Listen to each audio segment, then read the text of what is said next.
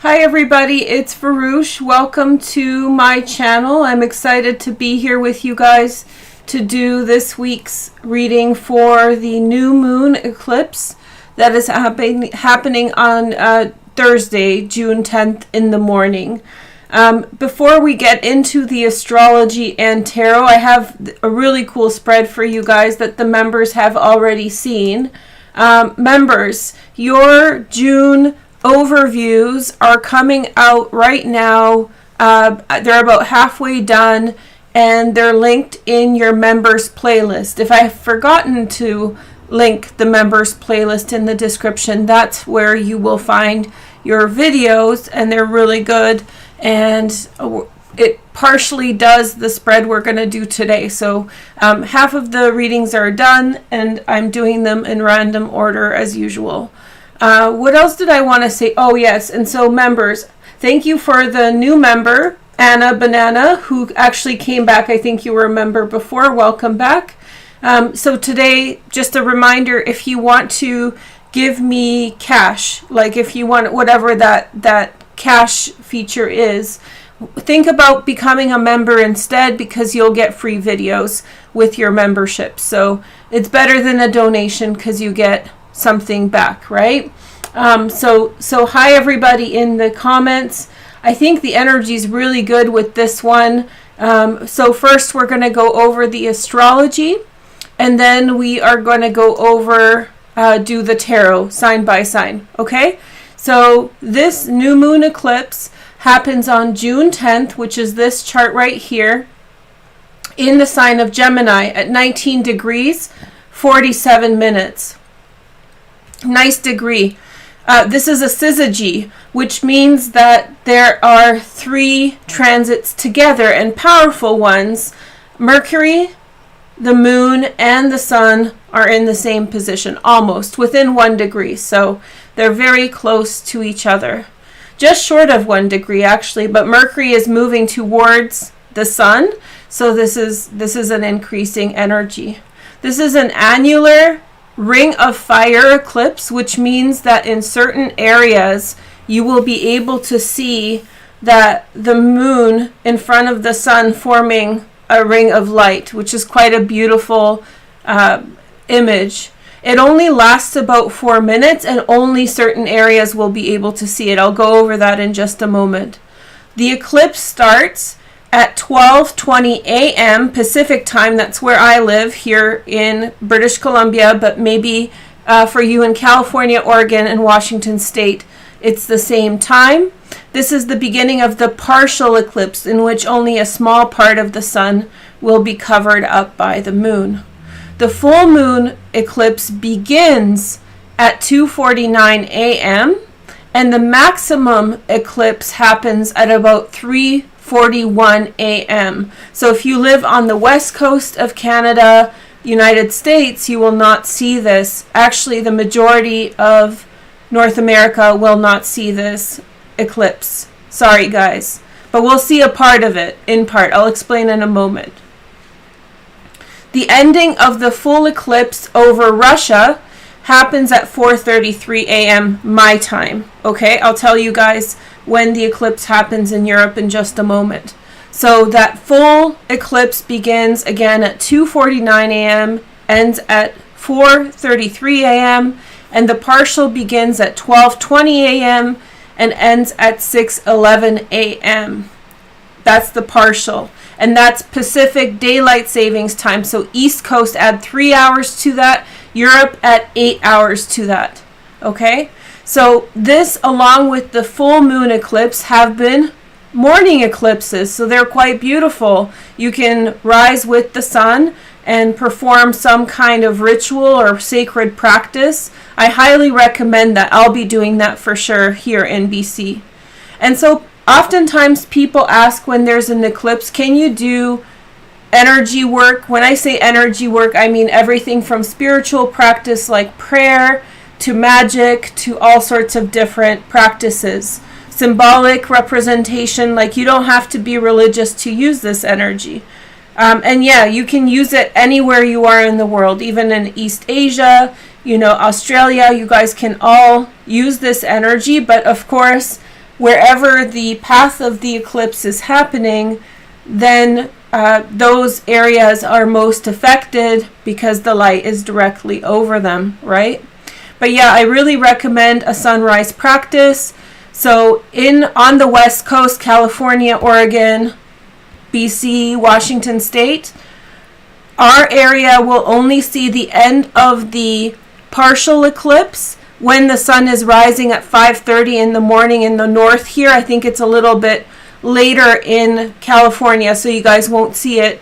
But even if it's just like a little bit that you can't actually tell with the eye, it's still a very good energy to use.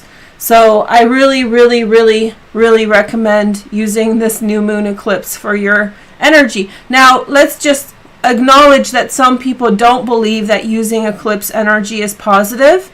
And so if you don't feel comfortable and you want to follow some of these traditional paths, by all means, don't use the eclipse. It is a powerful energy, and I don't recommend it for anything that is of the nature of changing reality against the will of others or forcing your will in a situation. It could really backfire. You have to know a lot about energy work in order to be mindful enough to use it properly. But things like prosperity spells, prayers for good luck, prayers of good hope. In fact, I forgot to jot this down for myself, but I wanted to encourage you guys to practice with me for the sunrise practice. Now, I don't think I'll be able to get online for it, and I don't think it's going to be sunny, so here where I am, so I won't be able to do like a sunrise video. If it is sunny, then I will. But no matter where you are, I would like to encourage you guys to do a energy practice with me in your own way, whether it's a prayer, spell, or anything else, for the prosperity of the world and for the improvement of circumstances for all people. The download I had this morning about that was, it's really important for us to be mindful of people in poor countries that are still waiting for the vaccine. Places like India, Bangladesh, there's a lot of places that do not have the vaccine, and so therefore I was hoping to ask you guys to, if you are practicing in the morning, if you're getting up in the morning with the sunrise, if you could set the intention for the well-being of others, for the improvement and the new beginning. This new moon eclipse is truly another stage in renewal.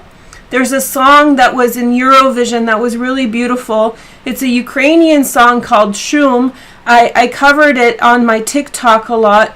And the song is a song of regeneration. It's spelled S-H-U-M. You guys can check it out here on YouTube. And I recommend listening to it in the 8D version. Look up the 8D version of the song and listen to it with headphones. The song itself is a form, in my opinion, of magic spell. And so it's meant to incite the renewal on earth and rebirth, which is so perfect for this eclipse. And so I hope that if you even listen to the song and set some positive intentions for the world at sunrise or when you get up on Thursday morning, then try to do that. I will be doing that. And so if we collectively participate in this, it will give good energy to everyone. Okay? So let's talk about where the eclipse is happening. Actually, maybe I can show you I have something special to show you guys. So this is a chart of the eclipse. The red portion is where the eclipse will be like full. The areas where it's orange is where you will see a partial eclipse, and those areas degrade as the kind of color gets lighter. So it's only in these areas of Western Ontario and Eastern Quebec a little bit, Greenland up here, and then Eastern Russia will you be really able to see the full eclipse, but it's still worth an energy to connect with. So there you go. So let's talk about where and when, just in case you're confused. So the best area is Southwest Ontario, Canada. and that is going to be where I think it's like a 600 kilometer, 390 mile area, like this, very narrow, in which you will be able to see this eclipse. But here are some other places on Turtle Island, in Boston, New York, Toronto and Montreal, and Nova Scotia in Canada. You will see 80% of the eclipse at 5:30 in the morning, so right at sunrise. So I'm kind of jealous of where you guys live right now, because that's where I'd want to be for the eclipse. So don't be upset that you're not seeing the full one. You're seeing a big portion of it, and that's fantastic. Also, in Cleveland, Ohio, that's right, and Washington, D.C. on the East Coast, and all the areas in that eastern seaboard, you have 60%, and you will be able to see the maximum eclipse at 6:30 a.m. your time, okay? And finally, in Europe, Reykjavik is the place where you will see the most of the eclipse. That is in Iceland, and that is 70%. You will see it at 10 a.m., just after 10:17. So it's not really about seeing at this point. It's more about knowing when that energy is most intense. And then other cities in Europe will see 40%, which is, just a little bit. Oslo, Stockholm, and Helsinki. So the Nordic countries will be seeing that at about 11 a.m. If you're in places east of that, like Moscow, it's 11 a.m. as well. The next solar eclipse is happening on December 4th in Sagittarius, and this is the first eclipse that is happening. This is the first eclipse that is happening, solar eclipse, this year. So we're very lucky. I love solar eclipses, as you can tell. I'm super excited. So here we go. Now we're going to talk about the astrology, and then we'll do the tarot. So I think I already mentioned that this is a syzygy, which means that the sun and the moon and Mercury are all together in Gemini at 19 degrees. This magnifies the force and the catharsis of Mercury retrograde, and so this will cleanse and give perspective and give enlightenment, as it's with the North Node. Now, this is the most powerful moment of this year for the North Node, because it will magnify and clarify for us which direction to go. I don't have a lot of time right now. As you can see, I'm not posting as much as I normally do, but I'm increasing in amount. But on TikTok, I will try to do a Reiki session so that we have clarity, because I feel this new moon eclipse is best for you in terms of clarity and vision.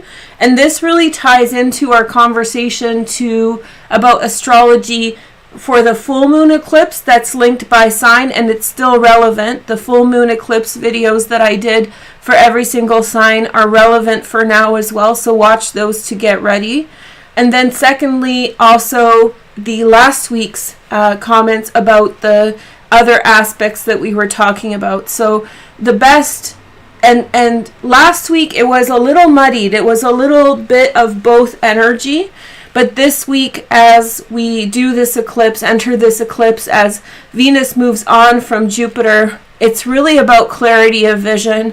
It's about gaining a grip on your life and understanding which direction to go. And literally there's other aspects, I'll tell you about them, but this is the best aspect this year to gain this spiritual, total, holistic perspective about which way to go, about what's important, about what matters most, those kinds of things, okay? So this eclipse is in a series of 8 eclipses, and this being one side of that 8. And so if you want to do some self-study, look back at your life, and if you're interested in astrology, the best way to begin studying it is to use yourself as a guinea pig. And so you can look back on July 13th, 2018, July 2nd, 2019, and June 21st, 2020. These were the last eclipses with the North Node in this series between 2018 and 2021. The next eclipse will be the final eclipse in that whole pattern, right? But for our purposes, we want to focus on these four. And so if you want to assess what happened in your life on July 13th, 2018, July 2nd, 2019, those two were eclipses in Cancer. And then when the North Node was still in Cancer, and then these two, June 21st, 2020 last year, and June 10th, 2020 this year, when the North Node is in Gemini. So this is a pattern. It affects this area of our chart, and it's right with the IC. So these are fundamental changes that are happening for us in our lives. Very important for us to focus on. In a more like astrological aspect sort of perspective, it's the same sort of energy, and that's why I'm not really going to do a by sign reading for you guys for this one, because I'd be repeating myself so much. So it's better that we do an all sign instead. But essentially it's the same energy as we were talking about the last 2 weeks, moving away from confusion. Now Neptune is still in a square with Mercury and Sun and Moon in this eclipse. Now these aspects are not necessarily very tight. They're getting bigger in orb, 4 or 6 degrees, which means that they're less intense, but yet they're still present. Neptune square these positions here will in some way make us feel confused, distracted, throw other dreams at us. And so whereas last week that was sort of positive in a way, when Jupiter was trining Venus, there were positive things to focus on, daydream about. This is becoming a little bit more problematic, and so you do really want to be fresh, clear, alert. I really love some of the astrologers on TikTok talking about sobriety, because I'm a big advocate for sobriety. I feel like meditation, self-awareness, really has a lot to do with clear thinking as opposed to obstructed vision. And I'm not throwing shade at anyone. If you want to use something in your practice, by all means, but I really do believe that, you know, the best artists are the ones who are sober. The best philosophy is coming from a sober mind, not necessarily one clouded. And so this is reminding us also to rid ourselves of toxins. That includes sugars, caffeines, anything that stimulates, or definitely any form of hallucinogen like marijuana or so forth. But anything that deludes your vision at this time is really working against you and will work against you from being able to see clearly. For example, if you're in a relationship that is very dreamy and sort of distracting, don't end the relationship if you're having fun, but maybe for these days, a couple days before and a couple days after, try to minimize your connection to the person or the situations that bring out these emotions, that bring out confusion, that bring out that lack of clarity in your life. So that's the square that's kind of distracting from the clear clarity that the Gemini new moon is trying to bring. But Saturn is also an aspect to this new moon. And so Saturn is forming a trine. It's a very loose trine. It's 6 degrees, but I'm being generous. And so this is the one that's our driving force, really pushing us and giving us extra energy. Saturn retrograde is reminding us of all the things we have done that we could do differently. Not necessarily wrong, but it's a time of reflection and an ability to see what didn't work well, what could work better, and so forth. Mercury is doing the same thing. It's giving us a great ability to revise and reassess and be very open to that energy, but for the purpose of clarity and self-understanding, not for, feeling bad about yourself, but for really understanding what's your best path. Let's say that you believe something about yourself. Let's say that you believe that you're a certain type of person that needs to have certain experiences. This kind of transit can allow you to rethink those things and let go of some of those self-appointed labels so that you can embrace new things that are more aligned with what you really need to do. And with Gemini, Mercury rules Gemini and is in this position. It's actually ruling how we speak, and how we speak is the label, how logos, how we label ourselves and so forth. So this eclipse is really about labels. It's really about an ability to see the truth of who you are, change the manner in which you speak about yourself and to yourself, and forge a new direction. It's really bright. I love Gemini new moons, and I really like this eclipse. I think it's going to be bright and full of high vibration energy. So I want to tell you guys a little bit of a story now. Last week, a couple times I've been talking about stars, and I've noticed a couple people take what I'm saying, run with it, and misrepresent the energy because they don't know.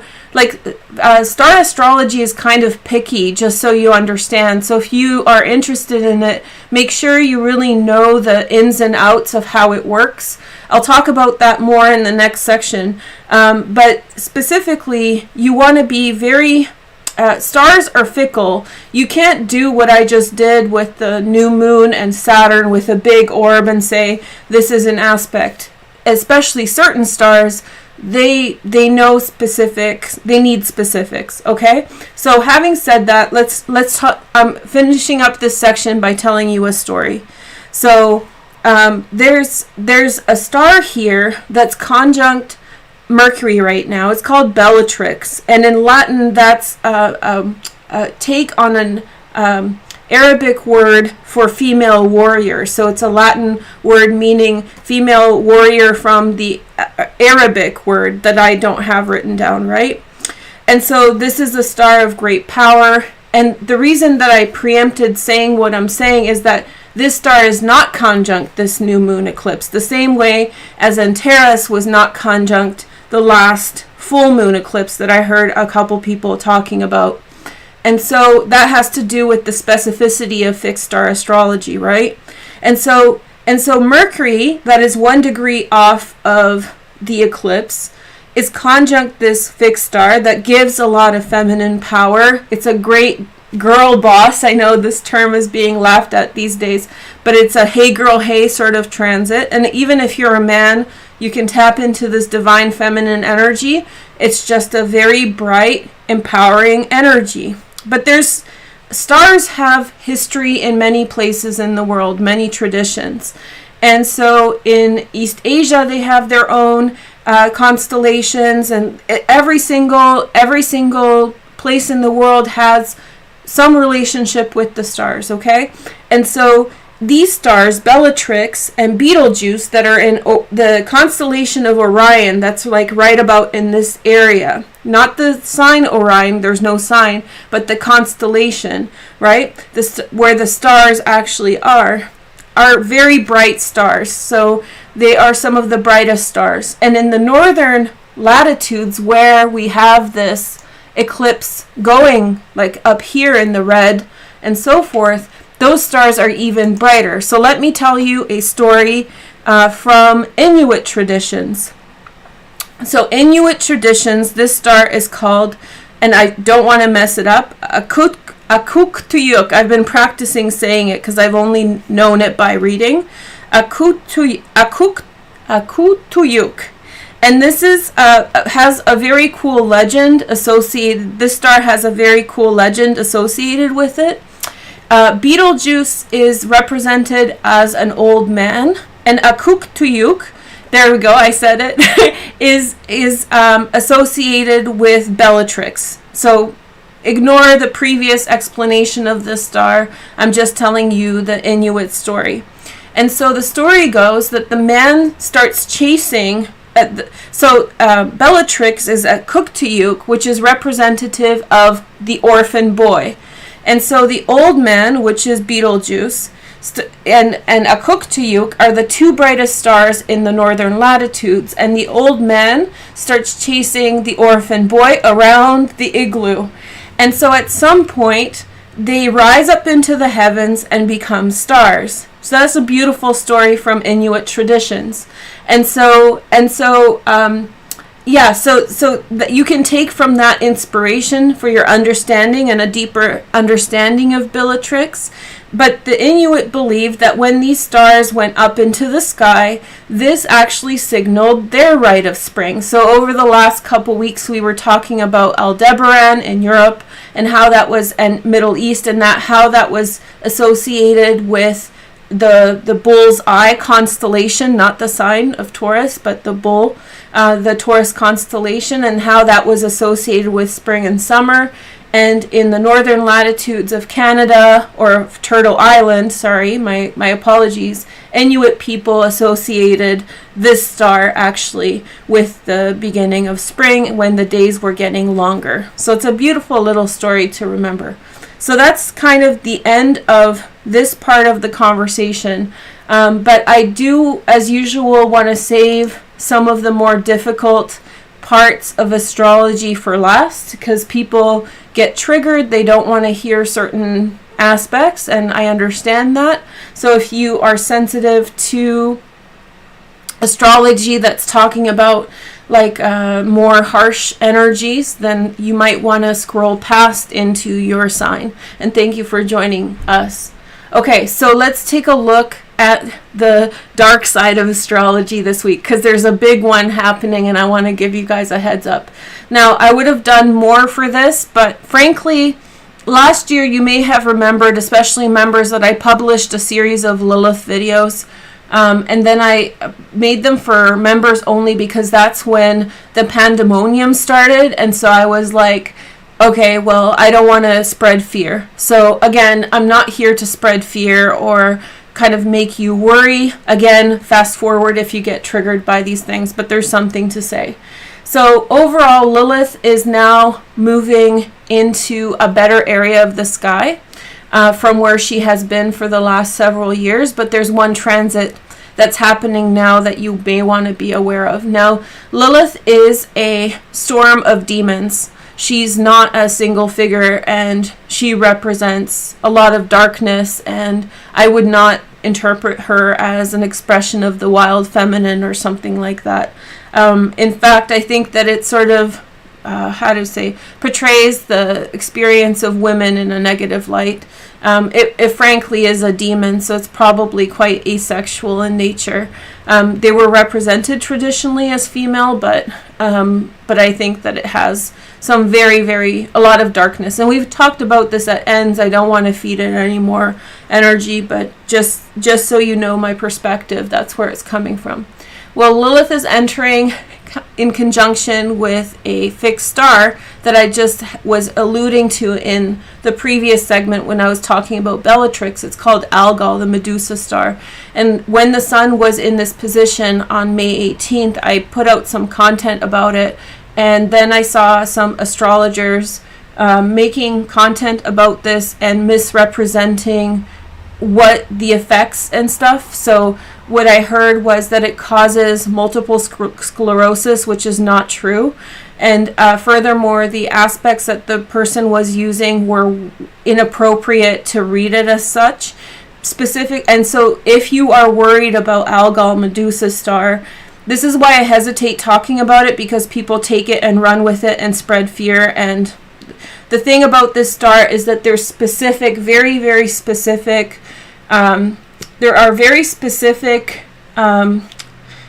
conditions that must be met for that star to have its effect on a person's transits. Furthermore, and so it's very rare for a person, even if they have placements here, to be negatively affected by this star. But when they do, it's very explicit. And it has some very specific consequences, and it does not mean, neurological conditions or other kinds of, it has some very specific things. I did videos on this in 2014, and I would really encourage people who are listening to this to know, to really study it in depth, or maybe ask someone who knows a lot about it. And people who are running with it, I would say be careful what you're saying, because it's very easy to see, that you haven't done the research on how this works and so forth. And so, but Lilith, right, the demon, is creating a conjunction with Algol at this time. It's transiting through this point this week, actually currently towards the new moon. And so it's not like, I'm not saying something bad will happen, but there could be something. Lilith has a way of affecting things that are already there and making them worse. So salt on wounds sort of energy. And so if there is something that's under a lot of pressure in the world, and if the astrology is properly aligned, Lilith could problematize that energy. And I wouldn't have talked about this, but there's also this, which we talked about last week, the Mars and Pluto opposition. And Mars is in detriment. Mars actually on Tuesday will be in its detriment at 28 degrees Cancer. And so this opposition, which we talked about in last week's video, so go over there for that, is forming aspects to Lilith and Algol through this. So sextiles are powerful. 60 degrees angles are incredibly powerful, completely underrated aspects. And so Mars is forming a sextile to Algol and Lilith, and then forming an opposition to Pluto, and Pluto is trining this position. So there's a lot of pressure being built up. Pluto, just as a reminder, governs power and dystopic power, force, war, energy, state power, those kinds of big things. And Mars is aggression, frustrations. In its detriment, Mars can denote, and Cancer can denote, manipulation, covert behaviors, weak will, just unfortunate things. And so I'm not saying something bad is happening this week, but if in your life there is an egregious situation, I would just really encourage you to step out of the way. And if you have placements in and around these areas, just watch your back a little bit. Not that something horrible will happen, but just take it easy. One of the main things that these transits can get us at is if we're rushing. If you rush and you rush and you rush, you can trip over yourself in this energy. But if you're paying attention and if you're mindful, then and setting good intentions to things, then you can overcome them and not be bothered by them. Just as a reminder, these kinds of transits happen all the time and nothing happens, so I don't want you to be afraid. And this new moon eclipse definitely overshadows this entire energy, but it is like war, power, and demons kind of vibes, so you may want to be a little bit cognizant of that. So that's the astrology. Today, 32. I was trying to be so organized, you guys, for today's session, because I just didn't, I just wanted to be very organized, and I knew there was a lot of information, so I hope that was helpful. Yeah. So yes. Okay, so let's get into the reading. The way the reading is going to work, I'm pretty excited about it. And those of you guys who are watching, the whole thing, will do a little read the room at the end.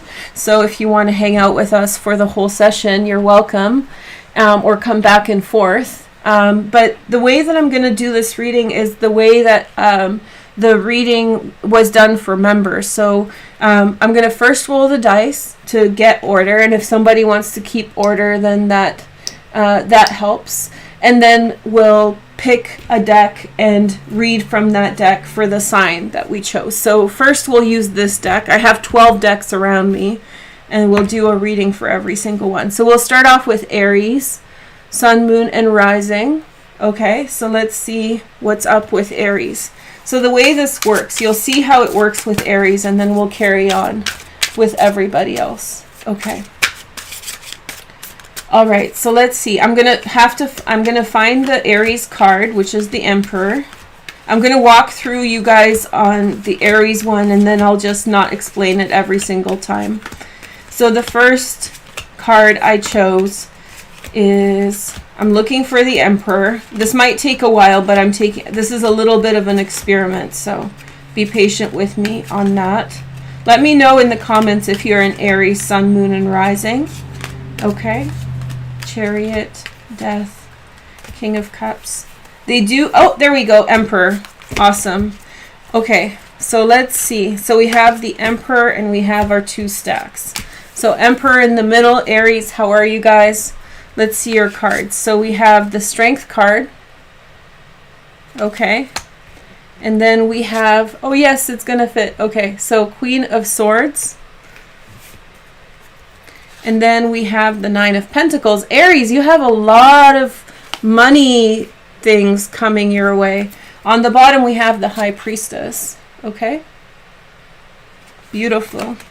I forget this deck's name, but if somebody wants to, write down the name. It's a pretty popular deck. You guys will have an easy time to find. Then we have the 5 of Cups over here. And remember, watch this part because I'm only going to explain it once. So we have the King of Cups. And then we have the Death card. Change, change, change. And then we have the King of Wands at the top. Aries. Aries, look at this. You're taking over the world. So this is the spread, and let me explain it in a little bit more detail for you guys. This area represents the past as it affects the present. This area represents the future as we're moving into it now. Up here is the outward manifestation of energy. Below is the implicit, under the subconscious, pushing forward in a new direction. So Aries, let's start with the past. This really looks like an end of a situation. It could be a breakup. It could be a job ending. I think it was with someone who you had a lot of trust in. This could actually mean that someone has passed away in your life recently. If so, then my condolences. This is a traditional kind of King of Cups, Death card, and 5 of Cups can really mean the end of someone's life. But in this situation, it's definitely to do with the past. So it looks as though you had ended a situation. There was a lot of disappointment, a lot of sadness, and I think something ended abruptly.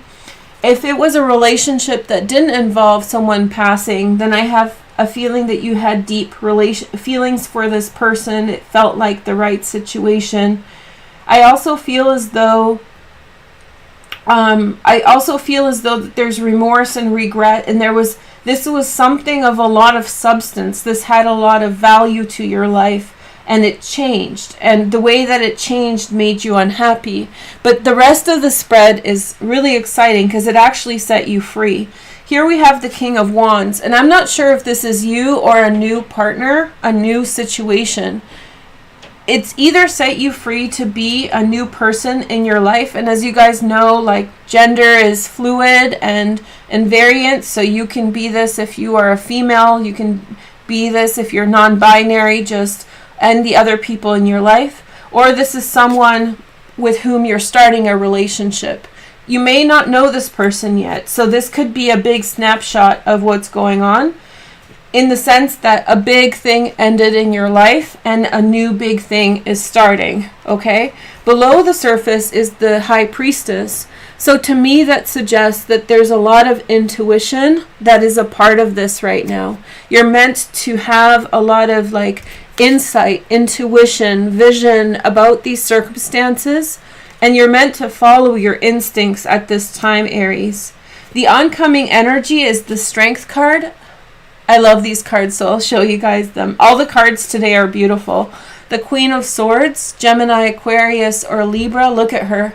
That reminds me of, is it Mary Queen of Scots or the Virgin Queen, right? She had, that looks like her face. And then we have the 9 of Pentacles, Venus in a Virgo. There's been a lot of messages coming up for Venus in Virgo, and unfortunately, I will have to wait for me to do more detailed stuff about each thing. But just so you know, there's money coming your way, Aries, and it really feels like you've been let go so that you can move towards prosperity and success. And this is amazing good luck. I don't think you'll be feeling any sort of sad. any sort of regret. I think that you're meant to embrace happiness and success. If this person has passed and you're naturally mourning, they want you to go forward and be excited in your path. There's so much ahead of you. This Queen of Swords might be a Gemini, Aquarius, or Libra, or a person who makes a lot of decisions, who is a great help for you. This would be with someone who you have an interview with, someone who you're meant to connect with. The new moon eclipse is happening in your 3rd house, right? So in the 3rd house, I feel like that has a lot to do with finding bonds with other people. Very similar to this card, the Leo card, even though Leo is not the 3rd house, but it's the 5th house. But this kind of closeness between the lion and the maiden, you know, the close respect and that aspect of the relationship comes through in this card. So yeah, I think you're going in a good direction, and I'm sorry for whatever you've lost. Someone, and it could be as mild as somebody just didn't live up to expectations. They just didn't do what they were supposed to do. You may have been gaslit and love bombed as well by this person who promised you a lot, because there is this, that you've gone through a period of mourning and sadness. So move on, Aries. Time to let it go. It's either time for you to shine, or someone very, very hot. That's what I get. Someone very, very hot is coming into your life, like attractive, beautiful, wonderful person. Okay, so thanks for watching, and come back to the end for the read the room. Okay, so thanks, you guys. Now let's move on to the next sign. I think this is going to be another 3-hour reading, but it's a new moon eclipse, so you know. Gemini. Hey guys. Okay, so we're going in order. Is anybody keeping track of these? Because if you can't, then if nobody is available, then I'll do it, but I need to know ASAP. Okay, so Gemini, so the eclipse is happening in your 1st house. This is pretty cool. So let's take a look. I'll show you the window. So it's happening in your 1st house. A breakthrough in your personality is imminent. So it really is, something about you is breaking through. I forgot to grab the deck first, but we'll use this. This is Usi. The last deck was Tarot Illuminati. Somebody corrected me. Okay, so let's find Gemini in this deck. The reason that I'm using the different decks is so that I can do this reading for every single sign and have a completely unique order, right? That I can't mess up. Okay, so Geminis, lovers. So 1st house eclipse, that's a big one. And happy birthday to those of you who are having a birthday. There we go. So Gemini, lovers, right in the center right now. And with this eclipse in your 1st house, it's a breakthrough in your personality. With the full moon eclipse, you lost attachments to things that were holding you back. And now this is your biggest opportunity to push forward and break free, okay? So be cognizant of that and aware. Then in the past, we have the 2 of Swords, okay? Then we have the 5 of Pentacles. And then we have the 4 of Pentacles. That's Sun in Capricorn. So this has a lot to do with people not giving to you in the past. And then at the top we have the 9 of Pentacles. This is, I feel like this is going to be everywhere. 9 of Pentacles, Venus and Virgo.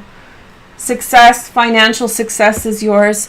I think the theme already that I'm feeling for all the signs is like people not doing their part to be in your life in a fair way, and then those relationships being removed and you finding financial success. Queen of Cups. And then we have the Hanged Man. So some kind of delays on the horizon. That's okay. Delays are good. It just like an egg, you know. It will hatch, and it has to take its time to hatch. It has to take its time to be ready. Okay, so let's see your energy, Gemini. So in the past, it really definitely looks as though people were not as generous to you as you had been to them.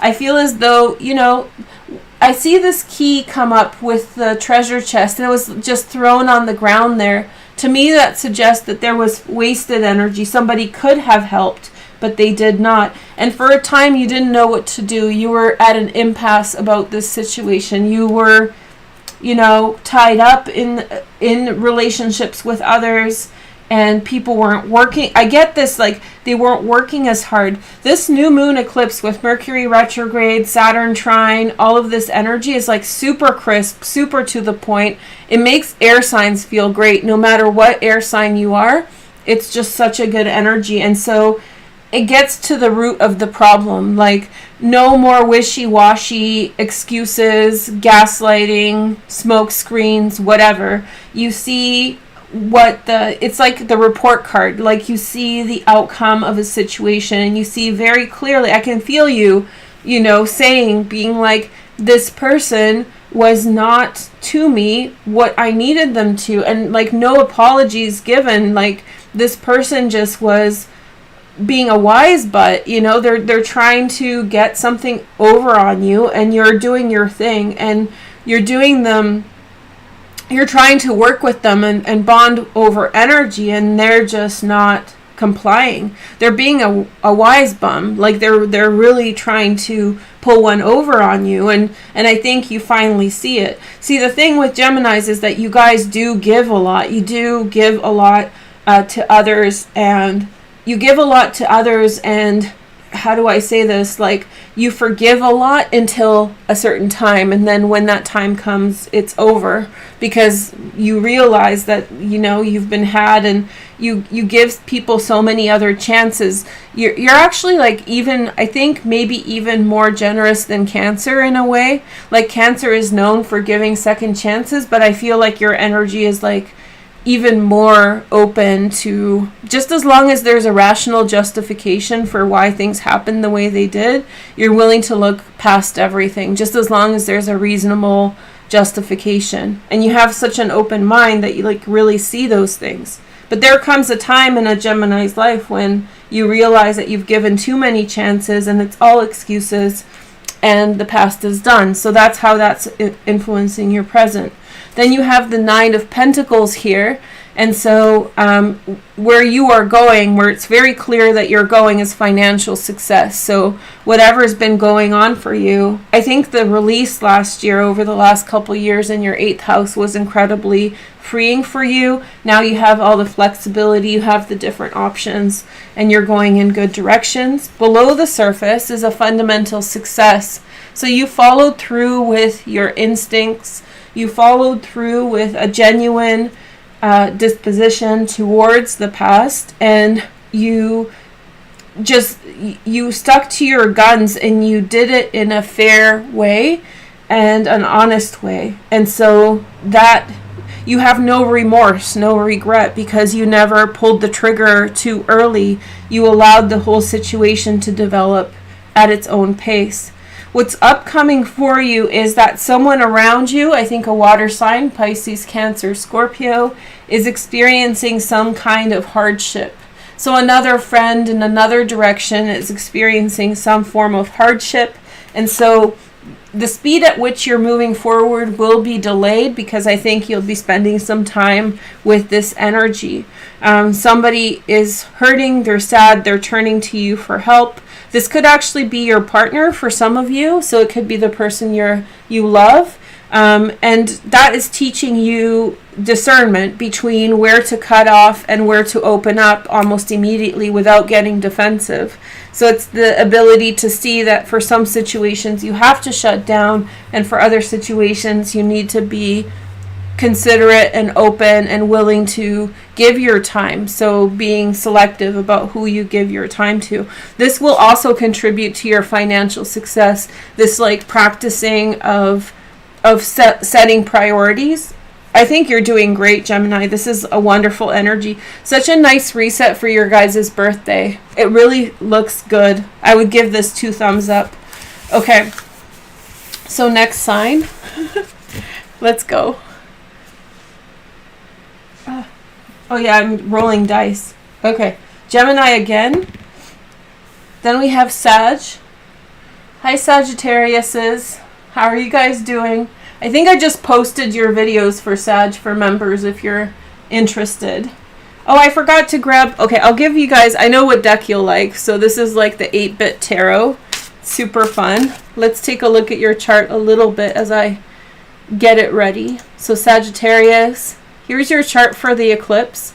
So the eclipse is actually happening in your 7th house, which is the one where people really want it to be. Because it's like relationships could really come up for you. A new relationship is possible. A breakthrough in a relationship. Very exciting, kind of like new frontiers. So I'd be excited. I'm going to find your card here a little bit. Hold on.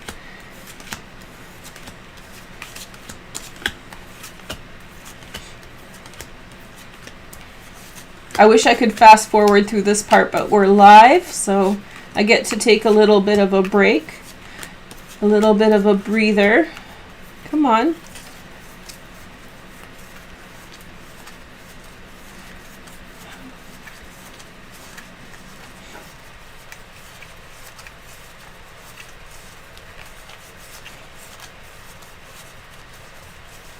Temperance, hey, that's your guys' card, so we'll start with that.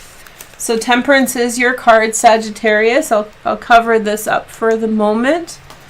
So here we go. We have Temperance, and then we have the 7 of Wands in the past. So you've been a tough Sagittarius, sticking to your guns, and then 2 of Cups.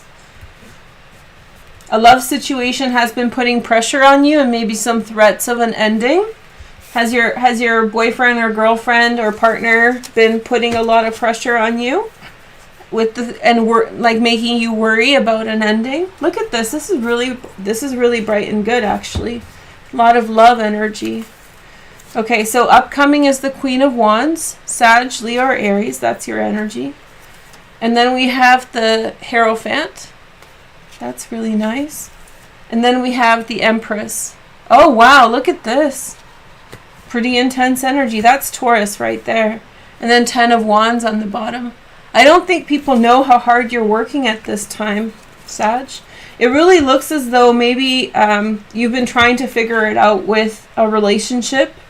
And I feel like things are going to go your way in this situation. I think it's been a bunch of misunderstandings, frankly. It feels as though you've been worried that a relationship is going to break up and that it's not going to work out.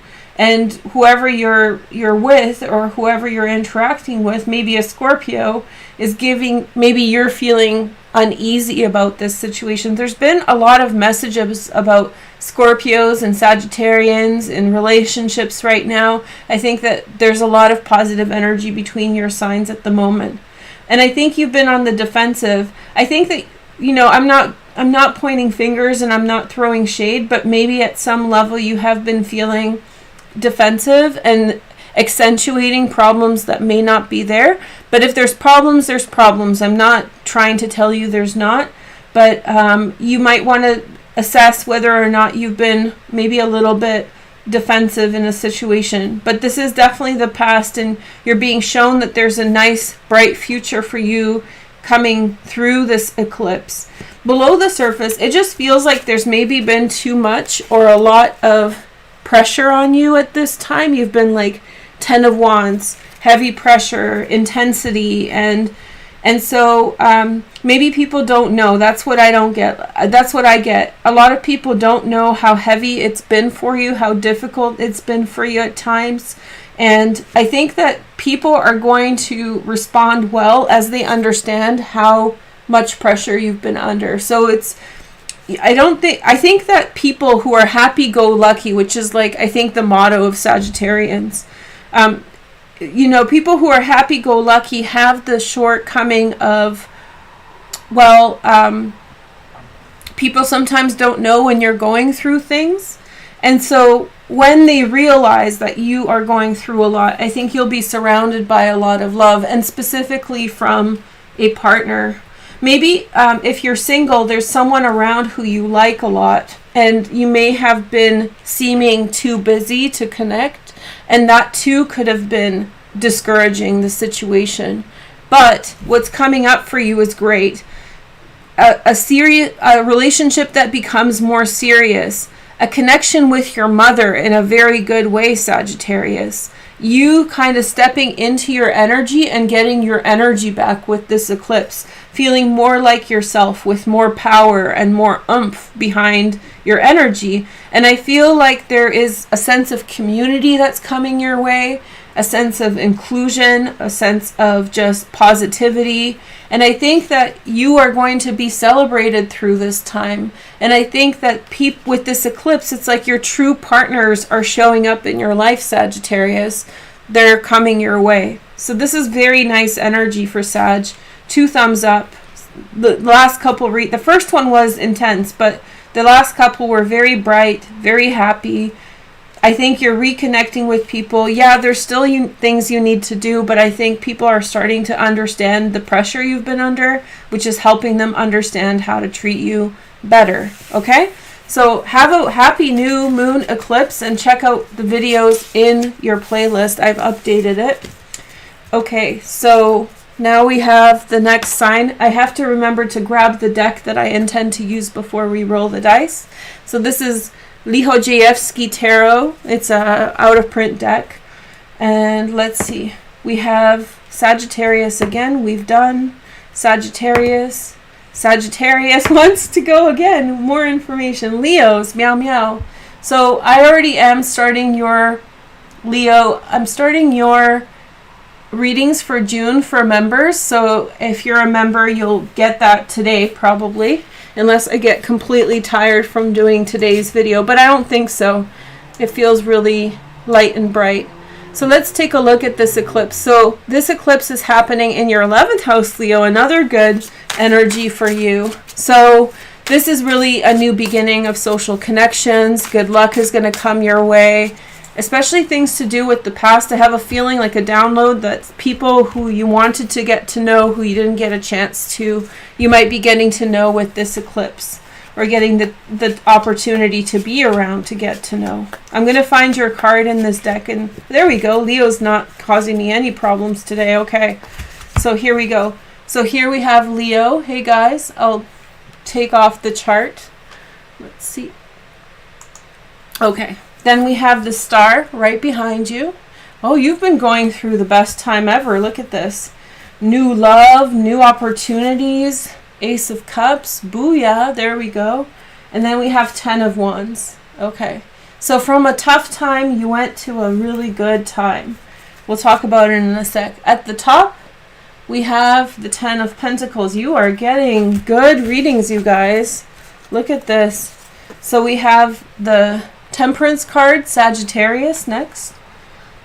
These are bigger cards, so I hope they fit. I think they will. And then we have the Page of Pentacles. And then we have the Last Judgment, my favorite card, ruled by Pluto and Mars. And then we have the Two of... Oops, nope, not Two of Wands. I messed up. Okay, 8 of Cups. Sorry, from the bottom, below the surface. Well, you're definitely beginning a new journey, Leo. I think some things really went your way recently. A new relationship just started. Something that you're very excited about just started. A new fresh start. Just something very, very lucky. It could involve a soulmate or a very destined thing. So something is very much in your favor. I have a feeling that you've been working really hard towards an outcome, Leo, and I feel as though it was a long, grueling process in which you were waiting for an outcome for a long time, and so finally now I feel like you've come into your own with this energy, and finally the breakthrough has happened already in your life in some way. Now, if you don't know where the breakthrough is, it could be behind the scenes, which means like it could be still waiting to show up in your life, but maybe somebody has a crush on you and hasn't said it, or there's like some positive intention from someone and it's not apparent yet. But guess where you're going? 10 of Pentacles. Surrounded by family and friends. Look at these little puppies. Look at how cute they are. Oh my gosh. Little babies. Okay, so 10 of Pentacles. This is Mercury and Virgo. Very beautiful, exalted Mercury energy. I feel like you're going in your own direction, which is this Eight of Cups here. I really feel like you're turning your back on the past, and I think this isn't new. I think that you have been doing this for a while, and you've been working really hard to move past those old circumstances. But now finally things are clicking into power, clicking in, and things are finally rolling in a direction that you want. You have Sagittarius, you have Temperance, careful combination of energy, carefully moving forward. There's something new on your horizon. So like an added bit of something to do with money, financial success, like a breakthrough. So let me just reiterate everything and summarize it. There's been a situation you've been moving on from for a while, and you have had some breakthrough in the recent past that has led you to finally move forward from this past situation. And I feel like there's been an energy of stagnancy. Like you felt like this has been ongoing for such a long time that I'm sort of tired. But I think that everything's been slowly coming into place for you, Leo. And I feel like now things are beginning to really shift and change to this new energy. What's added to this is the Page of Pentacles, which to me is signifying that you are something new, like a new hobby. Like this is all dealing with things that you have, making the best of what you have, whatever. This is really about breaking forward, starting something new, a new workout plan. It has to do with something physical. And then we have a decision that you need to make. And so that decision is coming up in the next while. Remember, my readings last longer than just the eclipse, so watch them for a while. Like you should watch your eclipse reading from May for this eclipse to give an understanding of the flow of energy. And that will really help you kind of use these readings as a tool for your personal planning and perspective. But yeah, there's decisions coming your way. You've turned your back on the past a while ago, and now you're embracing, like, some of the outcomes of your decisions are coming through now, but they're just the beginning. Everything's just starting in this new way. Very, very exciting. And you're going to make some big decisions about your life. I see big changes for you very soon on the horizon. Mars is going to enter here. Let me show you guys. Mars is about to enter Leo. And this year, you guys are lucky because Mars and Venus will join in Leo on July 11th. And that's a conjunction between Mars and Venus. That's a really beautiful conjunction that you can look forward to, and it's happening in your sign. So whether it's to do with relationships really getting good, or possibly just things getting better for you and feeling good about your life and making good connections, there's good things coming your way, Leo. Okay, so next deck, and I don't know what this deck is called, but this is like my little froggy deck. It has like lots of little animals. Let's see what sign's next. Virgo. Hey Virgos. Okay, so I haven't done your members only video yet, but it's coming in the next couple days. I just wanted to do this new moon reading first. Let's take a look at your chart just a little bit and see. Okay, so new moon in the 10th house. Can you guys see I have so much energy? I'm a Virgo. So all of you should be having a lot of energy at this time, really letting go of the past and moving towards like bright new horizons, a really up and up energy. With these transits, with the eclipse, the full moon eclipse here, but the sun was with the North Node, and with Mercury retrograde, a lot of things are being clarified. A lot of truth is coming to light. A lot of things are being improved upon. There's a lot of bright energy around you now, Virgo, and I feel like you just need to embrace it.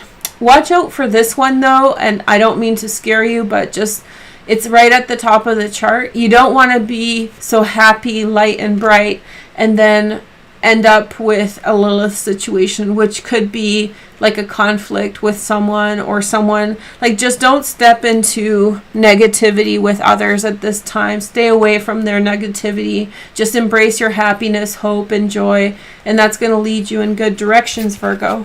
Okay, so let's see what your cards say. You guys got the animal cards. Hey. Okay, so, and also watch the full moon eclipse reading. I have it linked in the description. It's still relevant for this new moon for your sign, and it's a more detailed version of this. This is just a topper. So you have the, I'm going to find your card, Virgo. Oh, and the Virgo card in this deck is really, really cute. All the cards in this deck are really cute. That's why I like it. I think it's one of the cutest, if not the cutest decks of, oh, there we are. Virgo's not causing me any problems either. Look at this. Okay, so let's take down this chart. So here's Virgo. Look how cute we are. A little polar bear with their little lantern. Okay, Virgos, we have the Lovers. Okay, and then we have the Three of Pentacles. And then we have the Six of Pentacles. Virgo, it's money, man, money bags. Okay. Financial success, prosperity. We have the Hanged Man. That's come up a few times. Look how cute, little Netoperek. That's my, Netoperek is how you say bat in Czech. It's a really cute word. I love it. Okay, so then we have the Ace of Pentacles. And then it's the Four of Cups. And then we have the Seven of Wands. Virgo, always on the defensive. Okay. Well, I'm pretty happy with what's coming up here. On the bottom, we have the Knave of Swords. Gemini, Aquarius, or Libra. This is Puss in Boots, but it's also you, Virgo. I have a feeling that you're also breaking forward in a new direction. I mean, that's the theme for the eclipse, right? Breaking forward in new directions. But let's talk about the past first. I have a feeling that you've been quite successful financially, or at least you have set up for yourself the beginnings of financial success. I feel as though there's been a lot of compromise with people around you in relationships, and so that's been going very, very well. So you're coming from a very stable energy with others, and I think you've been very appreciated. There's been mutual reciprocation, positive energy, a lot of strength in your relationships and connections with others. Okay, and so now on the top we have the Hanged Man. I'm about to sneeze, you guys. I gotta warn you that I can't help it. See, there you go. Thank you. Okay, so we have the Hanged Man at the top. Somebody's thinking of me a lot. Okay, so we have the Hanged Man. So there are some delays up ahead of you, but again, it's very similar to the Leo reading. Like, they have a purpose and a reason. It's not like a frustrating delay. It's just things have to come into their own, and some new things will be coming in. I'll tell you guys about that in a moment. But there's definitely some kind of delay ahead of you, Virgo. It's also a very psychic path that you're on. A very spiritual path of understanding. Now, Virgo, whether you're Sun, Moon, Rising, Venus, Mars, Virgo, this is the chart we're reading for here.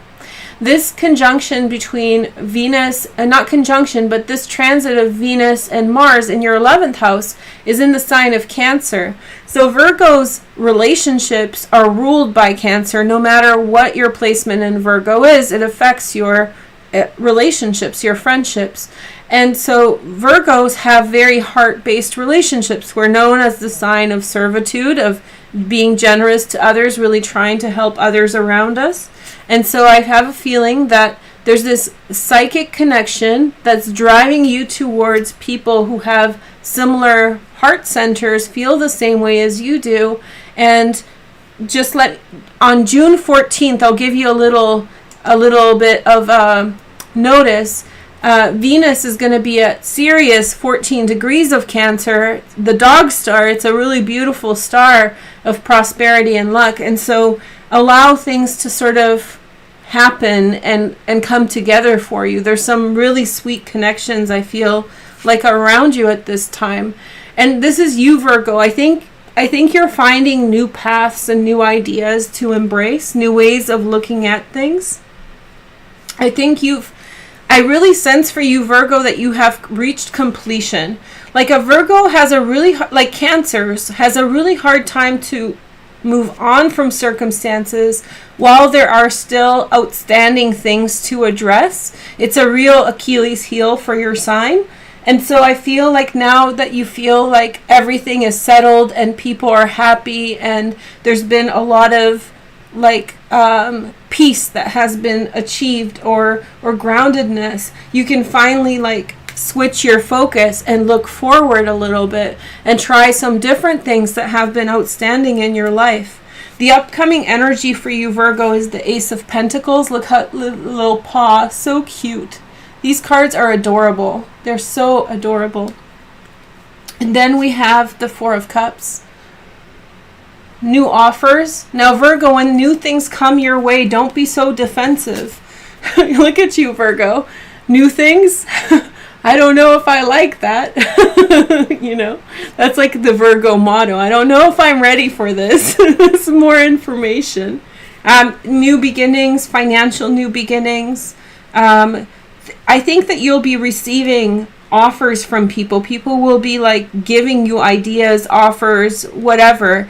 And I think that it'll be a lot. And I think that you need to probably put down your defensiveness through this and listen. You don't have to take it on. You can just kind of listen and decide later. I think that's the message here, that, you know, be open, Virgo. Allow everything to happen around you at this time. Allow those new things to come in.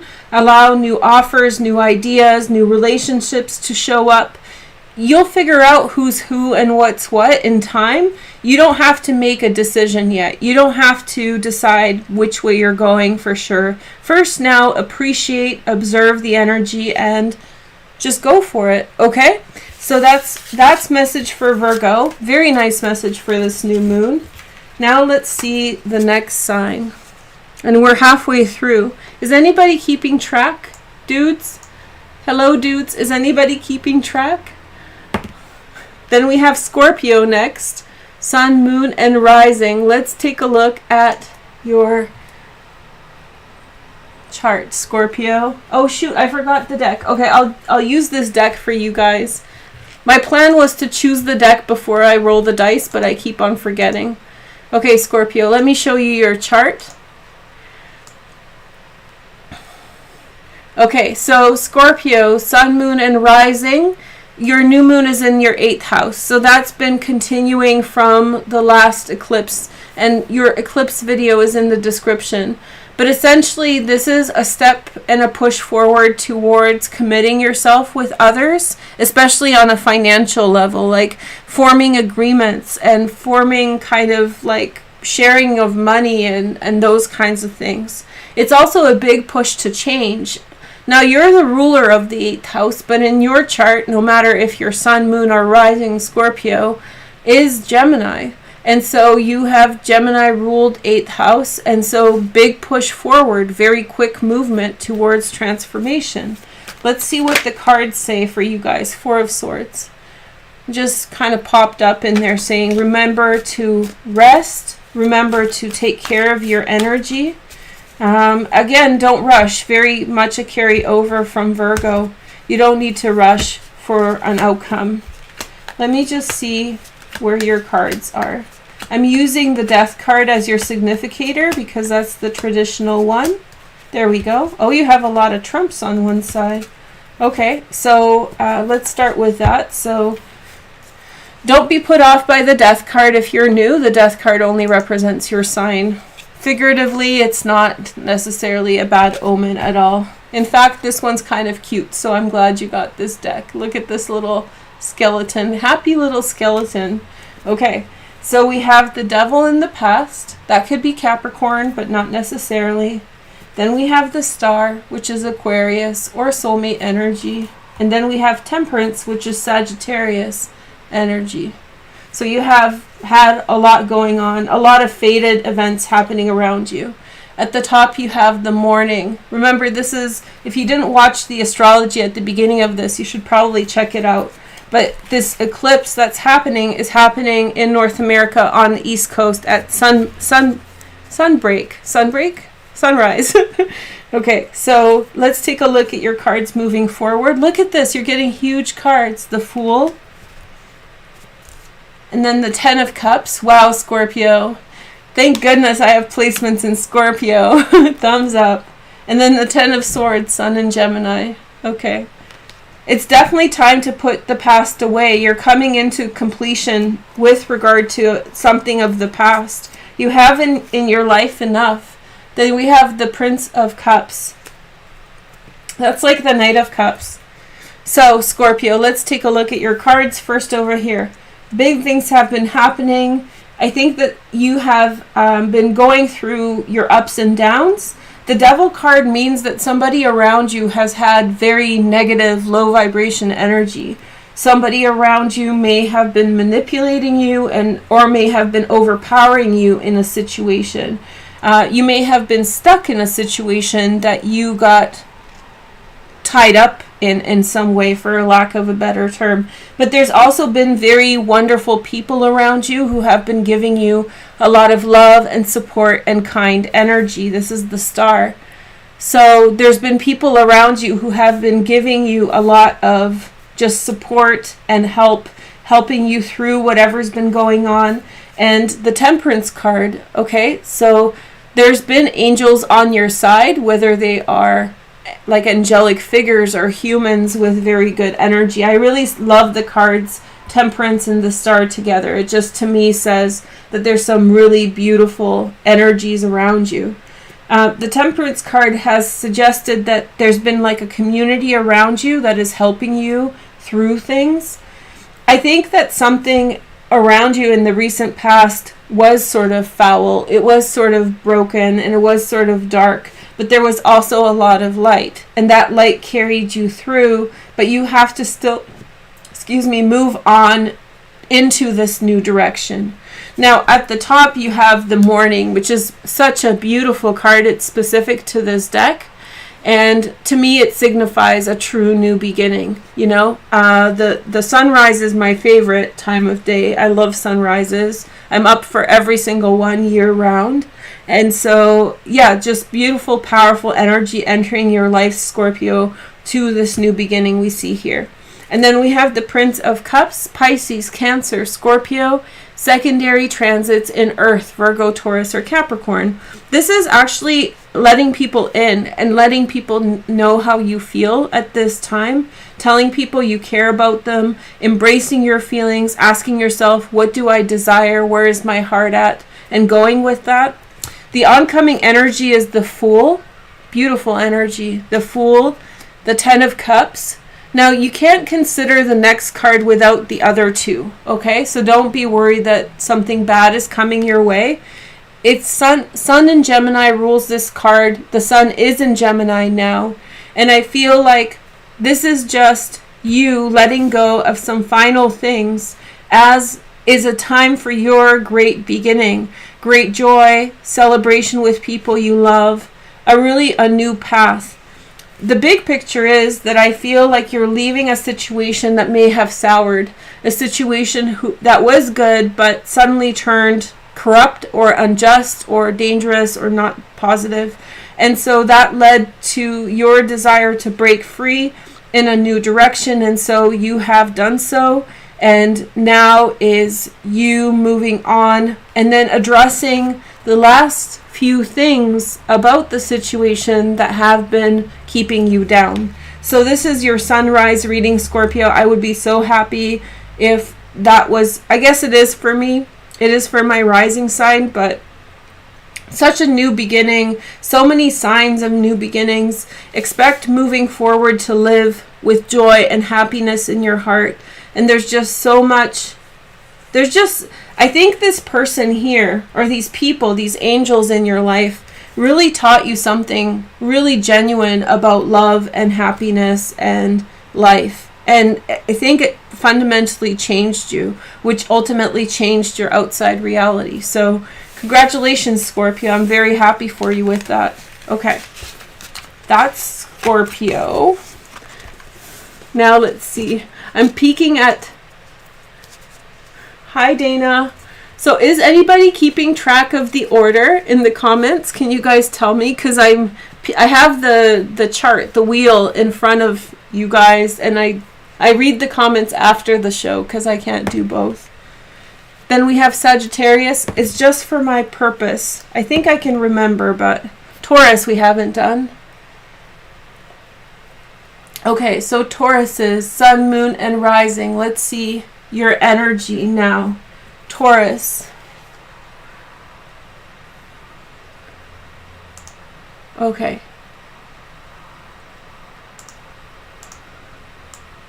All right, Tauruses, let's take a look at your chart.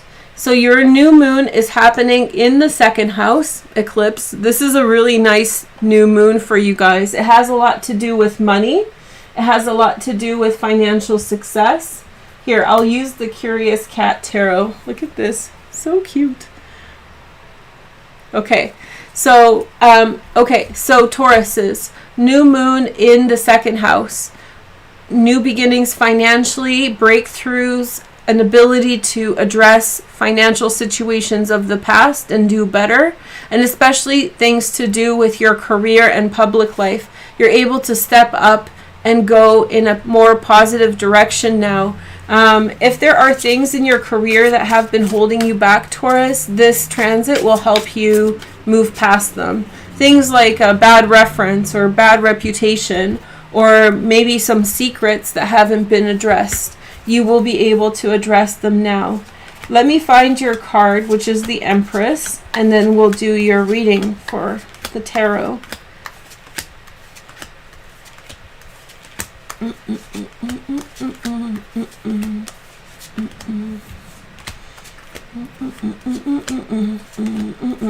Sorry. Okay. These are such cute cards.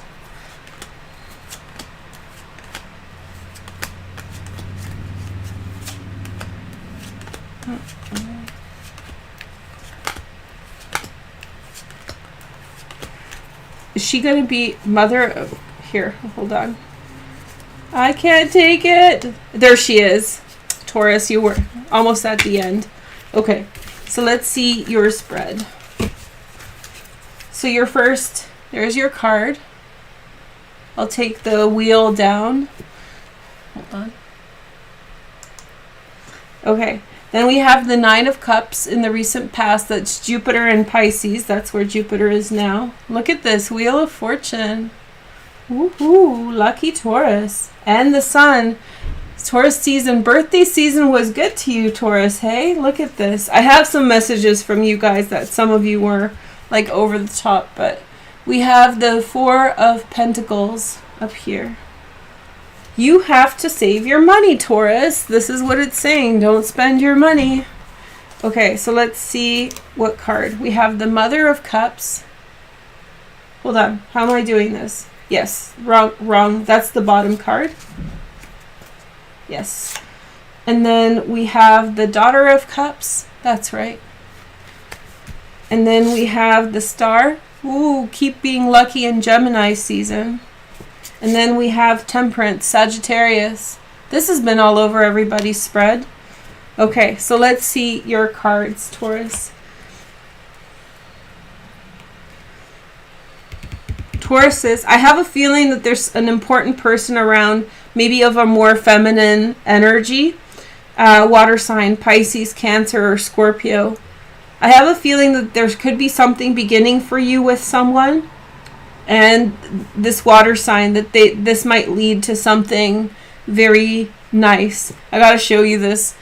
Look at the cat pushing the glass off the railing. It's so cute. Okay, so in the past we have the Sun, the Wheel of Fortune, and the Nine of Cups.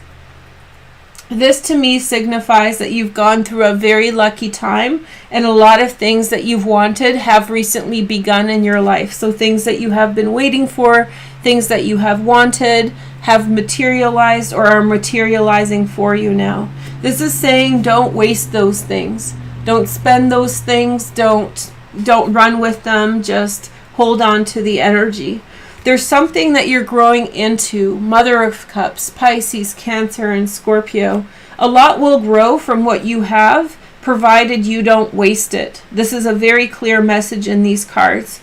The Daughter of Cups, you're going to have a new emotional understanding. A person might come in your life in the next little while, week or two, who will bring to you an idea, but that idea could come through for you as well, from inside out. Okay, so you might you're in the beginning stages of figuring something out, and then you're going to go through a very lucky sequence of events. Look at this card, so cute. And the outcome of that, Taurus, is that you will be putting something together, creating something new. It's a very creative energy. So this is saying very strongly, don't use your things that you've just recently got.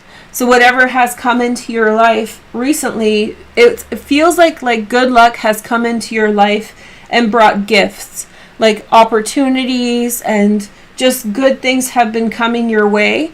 And this is saying, Four of Pentacles, that you're supposed to kind of hold on to them instead of spending them or just using them, because very soon you will need those things for where you are going next. Those things that you create with these new ideas that you're having, they're big things that will have far-reaching consequences in your life in a positive way. They will have you will grow them to wonderful things, Taurus. And the Mother of Cups on the bottom is telling me that there is going to be some future that you're moving towards that is going to be built off of the things you are interacting with now, but you don't know exactly at this point where that exactly is. So you'll be very surprised at just how big and successful the outcome is of the things you are dealing with now. Okay, I have another sneeze coming, guys. Sorry. I don't know why I guess somebody's watching. Hi, someone. Someone's secretly watching.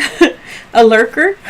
So thanks, Taurus. If you want more information, I did a detailed reading in the description for Taurus for the full moon eclipse, but that's still relevant to now. So let's grab the next sign. And first I'll grab the deck, which is one of my favorite decks. This is the Reed Tarot. I forget the name. Okay, so let's see. Pisces. Oh, good deck for Pisces. Sun, Moon, and Rising. Hey, Pisces, how's it going? Let's take a look at your sign. Pisces, Sun, Moon, and Rising. Let's take a look at your energy. Okay, so first I'll show you guys the chart just to give a little recap. So the new moon eclipse is happening in your 4th house. That has to do house and home and family matters. This is a time when you can really push forward with positive family transformation, success in buying a home, renovating a home, success also with negotiating with family members. So reestablishing who's who and what's what and what's important to your family and in what amounts. The Jupiter, your ruler, has entered into Pisces.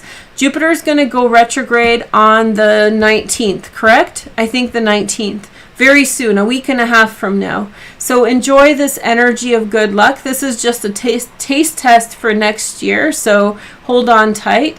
And it's going to be a wild ride with both of your rulers in your sign. So you're very lucky to be alive through this time. I'll let you to look at the chart while I find your reading. Let's have a look and see what the message is for Pisces. Pisces is, what is Pisces? Hold on, not the moon. Is moon Pisces? Yeah, it is. Okay. I don't know why I forgot that. Okay. Let's find it. The moon. Oh, we got through some of the darker cards, so we know good time is coming. It's like, bye-bye tower, bye-bye death. Hello moon, let's find your cards. I don't think I saw Temperance, Wheel of Fortune, Star. Oh, there we go, moon. Okay. Well, we got some good ones over here in your past. So first card is the moon. That's your significator. Let's find we have the Three of Swords in the past. And then we have the Star. A couple people got the Star over here. Morgan Greer, that's the deck. And then we have the Ace of Pentacles. Woohoo, Pisces. On the top, we have the Devil card. Mr. Devil, that's Capricorn for some of you. If you're dealing with a Capricorn, that's important. Okay. So next cards we have is the Ace of Swords. And then we have the High Priestess. And then we have the Sun. Yay! Okay, good. So good things are coming. This looked a little bit dark, but... And then on the bottom we have the Knight of Swords. Gemini, Aquarius, or Libra. So let's take a look at your cards. So in the recent past, Pisces, it looks as though maybe there was like a reminder of something in the past that made you sad before. I don't think something necessarily has just happened, but this is stuff that's influencing you now. So there could have been some level of heartbreak, sadness, disappointment, or a reminder of it. That's what it feels like you've been reminded of something in the past that was difficult. And you had maybe a few days, like, you know, feeling down and out about it or whatnot. But I do feel as though some good things have started and in the background of things have continued through this whole period. So no matter what's been going on in your everyday life, it looks like distractions, honestly. The new beginning has been continuing along regardless. And so you've been sort of waiting it through and living through the consequences of some other things while a new beginning has been started, especially for changing homes or changing places of work. I do feel like a financial beginning is carrying you through everything, which is allowing for you to begin a new part of life. And so I feel like this is like you, Pisces, the Knight of Swords, Gemini, Aquarius, or Libra. And so this is you sort of putting up with everything and hearing the things happen around you while you still keep an eye on the prize and continue towards everything. So you've been quite quiet, quite introspective, pushing through situations that may have even been triggering for you at times or upsetting or just not feeling right.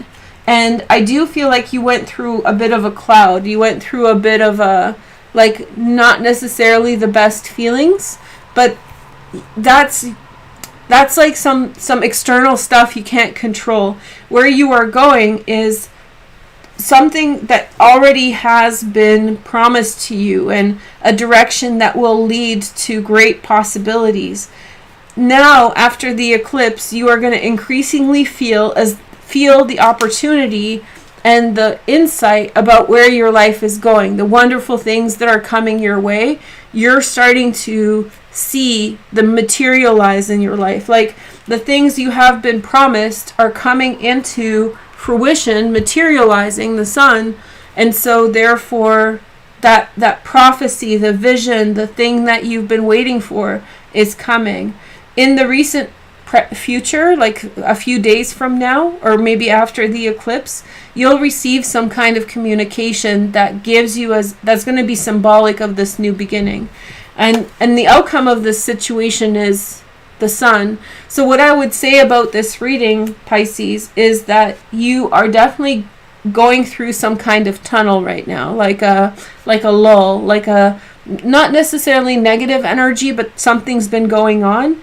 And on the other side of this is a breakthrough moment, enlightenment, hope, just a good breakthrough. And so you haven't lost anything. That's the other download that I'm getting for you. It just feels as though something intimidating and scary has been around you that has made you feel wary or worried or concerned or not so great. But that is not your life. Your life is going in a wonderful direction. And I wouldn't stand in the way of Pisces here. Pisces in this energy is deadly. Like, your ability to defend yourself, your ability to stand up for yourself. I mean, he has blood on the sword for a reason. Like, you're going to do very well. And those battles you fought were to protect yourself and to take care of yourself. And now you are going in a positive direction because of it. You need some rest. That's what I feel. I feel like you need to rest a little bit here with this eclipse. Maybe sleep through the eclipse more so than practice anything. But if you really need a fresh start, you can set some intentions at sunrise on the 10th. That would be wonderful. But do find some rest. I think that it almost feels as though like somebody has been yelling at you, or you've been in like a loud room and you need to sort of quiet that energy so you can focus in this new direction. Okay? That's a message for you, Pisces. And thank you guys for being here. So next sign, I think we have like 4 more because I can count the decks, right? So we have 4 more. Pisces we've done. Aquarius we've done. Cancer. Did we do Cancer? I don't think we did Cancer yet. Hi, Cancer. Okay, so Cancer, I didn't pick a deck, but I think you'll like this one. So this is the Cosmic Tarot. Let me show you guys there we go. So there's Cancer's chart. So whether you're sun, moon, or rising Cancer, this eclipse is in your 12th house. This is a very fundamental eclipse, I think, for you. I think it's going to shift your worldview. I think it's going to shift your internal way of looking at things. I think that with Mercury retrograde, you're rethinking some things through. This time of year for Cancer is always introspective. So if you have a moon in Cancer, if you're rising Cancer, this affects you as well because the sun is in your 12th house. So Gemini season from May to June is always this time for you to reflect and transform and change your beliefs and perspectives. But with this eclipse, that's magnified. And like the same thing as that was happening when the North Node was in Cancer a year and a half ago, this is the highest point of the energy. So the energy in Cancer was that the North Node was by itself quite a bit. And when it was by itself, it needed your energy to sort of really materialize change and transformation. But now with the sun and Gemini, it's doing the same thing. And when these planets, when these transits, move on, it'll be by itself for the rest of the year. So embrace new beginnings. We have a family of birds who have come to hang out. Some of them finches, some of them are red. They're all looking at me and like, where's our food? I left it out there for them, but they're so funny. The moment I move, they run away. But I do think that you're going through a fundamental transformation. I do think as though like things are shifting within. And I feel like this is the time. You don't want to miss it. I really feel for you, Cancer, that you need to do like introspective work, which means meditation, observation, any kind of like exercises that have to do with dealing with like your deeper psychology. You'll find great success by doing that. Okay, so let me find your guys' card and then I'll do your tarot card reading for the eclipse. And if you want more details, check out your reading in the description from the full moon eclipse. It's still relevant now. Okay, yeah, they're looking for food. It's been raining, so some of the food has gotten wet, but I have fresh food out for them too. They're looking at me like, you jerk, what are you doing sitting there talking at us? Just bring us food and water. Yes, masters. They're the birds are my masters. Hey guys. Okay, bird cam on the way. It's going to take me some time to get them. Okay, so now let's get your cards ready. Cancer, let's see your energy. And Venus I want to tell you guys, Venus and Mars are in Cancer. That's really good. And on the 14th, Venus will be at Sirius at 14 degrees Cancer. No, 16th through the 19th. Is that what it is? it's somewhere in the middle of June, and that's going to be a very good energy. So you should be excited about that. For a split second, I forgot I was live. Sorry. I started distracted by the birds. All right. So, okay. It's just such a win for me because I've been trying to get them to come for a year, and they finally have graced me with their presence. Okay. Chariot, there you are. So here is your reading, Cancer. So your first message is the Chariot.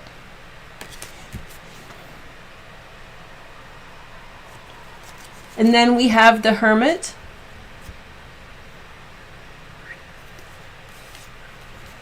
And then we have the Four of Cups.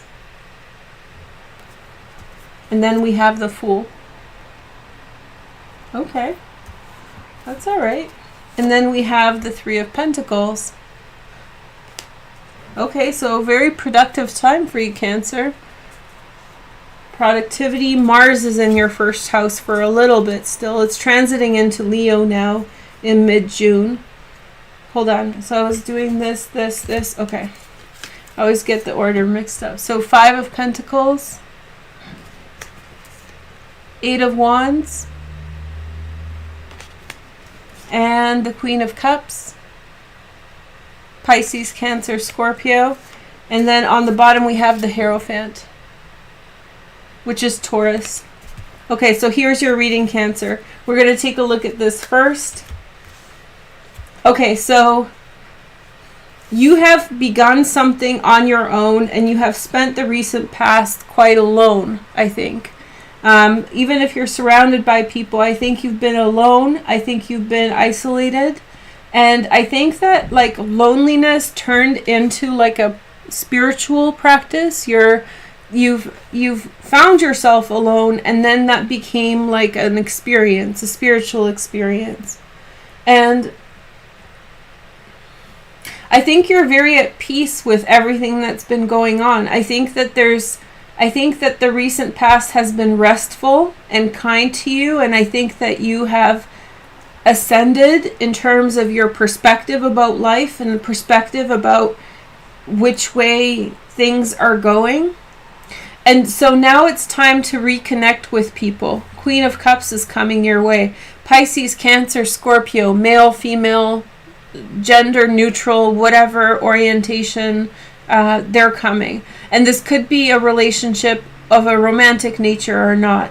Below the surface is the Hierophant, which is Taurus. And above here is the Three of Pentacles. Your work is kind of, it feels as though you're going to work and things are going well. It's very like mechanical and procedural there. Like things are getting done and people are admiring your work. They're praising your work, but it's very separate from what's going on outside of work. There's something really big happening for you outside of work now. And I feel as though you're gaining perspective on the past and drawing big life conclusions.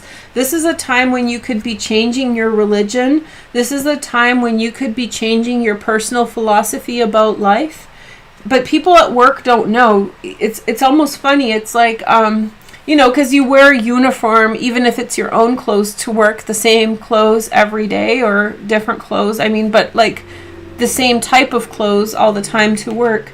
And it's almost like your whole style is changing behind the scenes. And at work, they don't know, but like behind the scenes, you're finding a new way of expressing yourself. Maybe that's what Venus in Cancer is bringing to you soon. I think this person is going to be somebody who's very complimentary to that. I think they're going to be very, and I don't mean like stylish, like expensive clothes. If that's your thing, fine. But I think that like creative expression through the way you present yourself, through the way you live, like what you do, like maybe you've incorporated a spiritual practice into your daily routine, like you're changing, like from Starbucks, instead of Starbucks, you're going to see the sunrise every morning, like instead of walking your dog in the park, you're taking them to the beach to see the ocean, or there's like shifts that you're undertaking, Cancer. I think that some of the things you want to do are going to take some time because of money, which means like some of the things you want to change in your life are going to take some time, but that's not a problem at all. I feel like that's coming. Money is coming your way.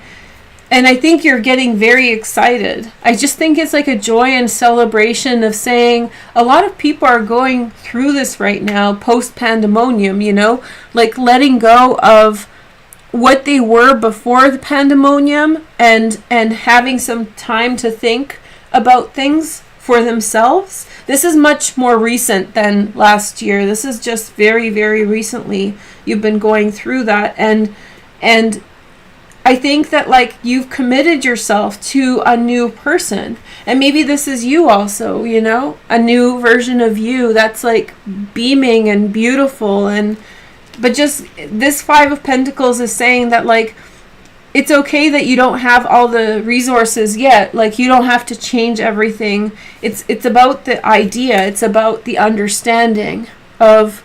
It's about the idea. It's about the understanding of the past and like who you want to be. So you're transforming who you are. It's a really beautiful energy. Okay, so I hope you enjoyed this video. There will be more videos for you in your playlist, the Cancer playlist, and in the full moon eclipse if you want to go check it out. The full moon eclipse happened in May, but it's still relevant now. Okay, so does anyone know what's left? What signs are left? Does anyone know, or are you guys just having fun in chat? Sag I've done, I think. I think Libra, Aquarius, and someone, it's the last one, that Taurus I've done. Come on, dudes. Scorpio I've done. Gemini I've done. I've lost my place. Shoot. Taurus. Okay. Taurus. Sagittarius. I'm just hoping when it comes. Capricorn I haven't done, right? Capricorn, Libra, and Aquarius. That's it. Okay. So we have Capricorn. Whenever I do the dice, it's kind of like a risk. Is anybody going to keep track of it for me? Because like I can't freaking remember. Okay. So Capricorn, Sun, Moon, and Rising. Thank you, Knitting Yogi. Nice to see you, sweetheart. Oh, it's been a while. Hi, girl. Okay, Capricorn is good. Let's take a look. I know the perfect deck for Capricorn. So I have this, and I forget the name of it, but it's just a beautiful deck. Okay, first, Cap, let's talk about your transit.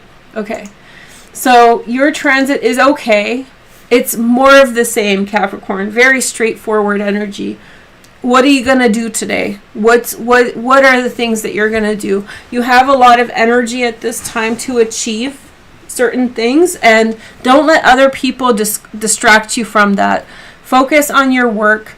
Focus on the things you want to achieve. This is a really wonderful transit for setting out a pattern and a structure in your life. Wonderful time to start a workout routine, a lifestyle change, those kinds of things. What do you do in the day in, day out? Now, this opposition that I mentioned, watch the part about astrology where I talk about Pluto opposite Mars. This is affecting you, and Lilith here in your 5th house. Seriously, this is not for all Capricorns, but this is what's coming to mind, and if you get triggered, just fast forward to the tarot.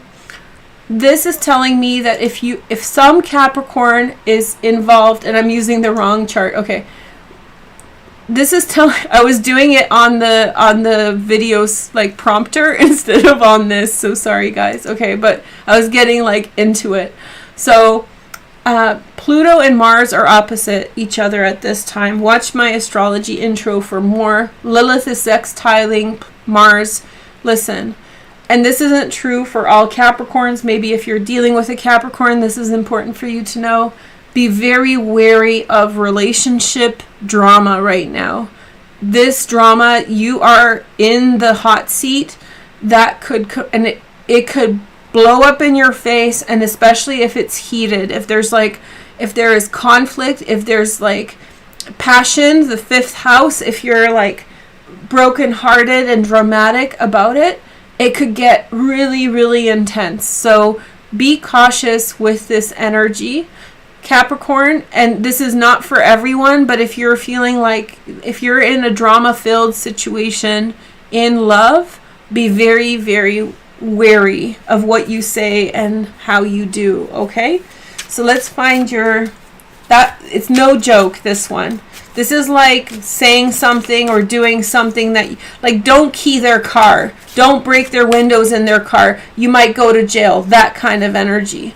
Like, I'm not saying like all Capricorns do this, but if you're in that energy here, like, don't. That kind of, just, you should never do it, but especially now, like, be careful of going over the top, okay? Capricorns. But you guys are fine. You're doing great. Like, you really are. It's just this transit, like, just don't get crazy over passion. Okay, so let's find your cards.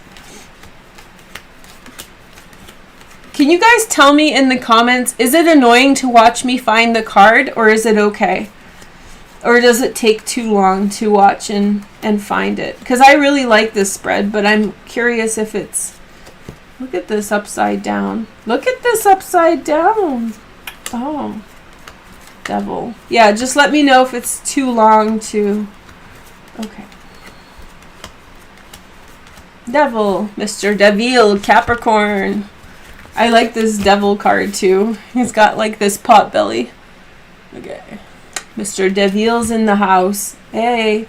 And then we have the Fool, also one of my favorite Fool cards. These are very beautifully illustrated. 4 of Cups. An offer was made, but you turned it down, hey? 5 of Cups. You didn't want to go in that direction again. You know what that direction offered in the past. 3 of Pentacles. Someone else just got this. Another sign just got this. Okay. Then we have the Knight of Pentacles. And then we have the Ace of Swords. And then we have the 6 of Pentacles. Okay. And then on the bottom, 10 of Cups. You're good. You're good. Everything's going to turn out great. Just don't key their car. Don't set their house on fire. Don't do anything crazy. Okay. So Mr. Deville, let's see. Miss Deville. Okay. We have the 5 of Cups, the 4 of Cups, and the Fool. It really feels like somebody or something made you an offer that you turned down because in the past you had bad experiences with that energy. Right choice, new beginning, done with the past. You may be still wondering at this time whether it's the right decision. I just think it clarified a lot of things for you at work. And I think that you made yourself available to other things rather than trying to problem solve things that were actually not that good for you anyway. Below the surface, I think things are really good for you in terms of relationships and love. Venus is in your 7th house, and so has Mars been. So with the exception of that little caveat that I just mentioned in astrology section, your life is good, and you're in good alignment with people with whom you're close. Family members, siblings, very, very good energy. Look, you have Jupiter in your 3rd house of siblings. This is a long transit with Neptune there. You know, good dynamics, closeness. You just an easier time over a long period of time. So there's this, it's a really good vibe for you, Capricorn, in terms of love. So don't feel like with that transit, that Mars, Pluto, Lilith transit, Algol transit, that it's going to blow up in your face. If it's going well, it's going well. That's not changing. And I think like avoiding things is like your best bet, focusing on your goals and doing your own thing. Knight of Pentacles, that's you, setting forward in a new direction, new advantages ahead of you. You're going to make a proposition to someone, a financial proposition. Some of you might be making a business proposition, and your intention is to be generous and to share Moon and Taurus, which is the 6 of Pentacles. It looks good from the get-go. I have a feeling that let's talk about the big picture. It looks as though you've really removed something in the past that was a thorn in your side, that was negative.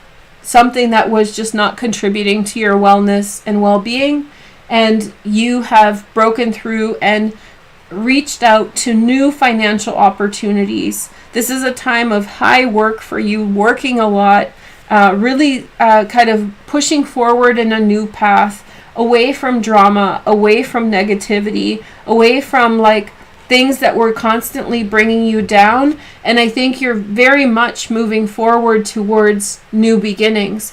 What's waiting for you up ahead are generous people, more of on a earth monetary level. So it's like they're more focused on money, they're more focused on goals. You won't get so much emotional stuff in your work environment, in your public space. It's going to be very matter of fact, dealing with things as they come. Okay, so this new moon is good for you. I think this is an energy you like, because it keeps things simple and clear, and you might be signing contracts after Mercury retrograde, after June 24th, but I think that like definitely a good momentum forward. Okay, so Capricorn, 2 thumbs up.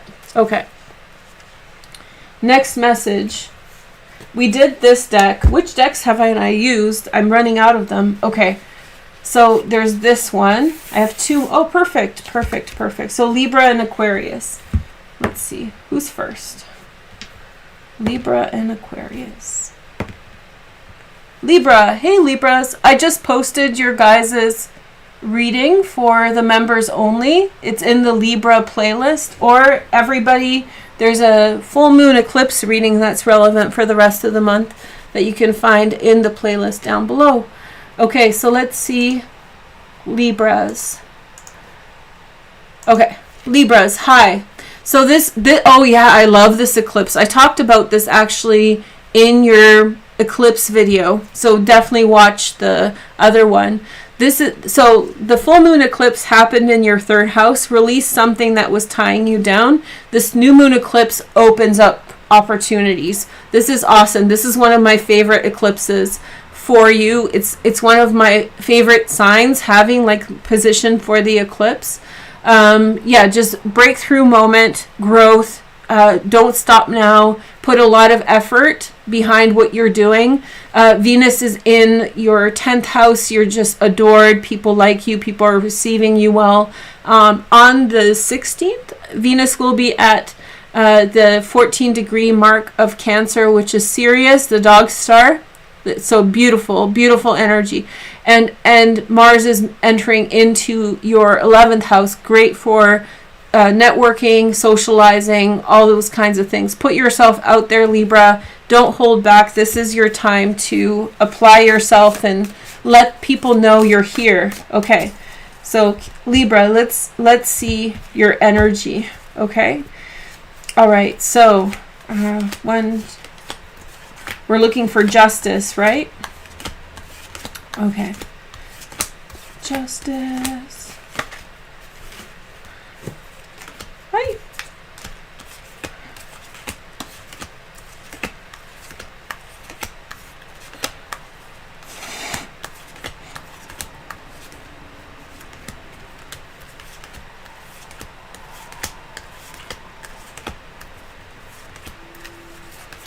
Oh, come on, Libra, show up.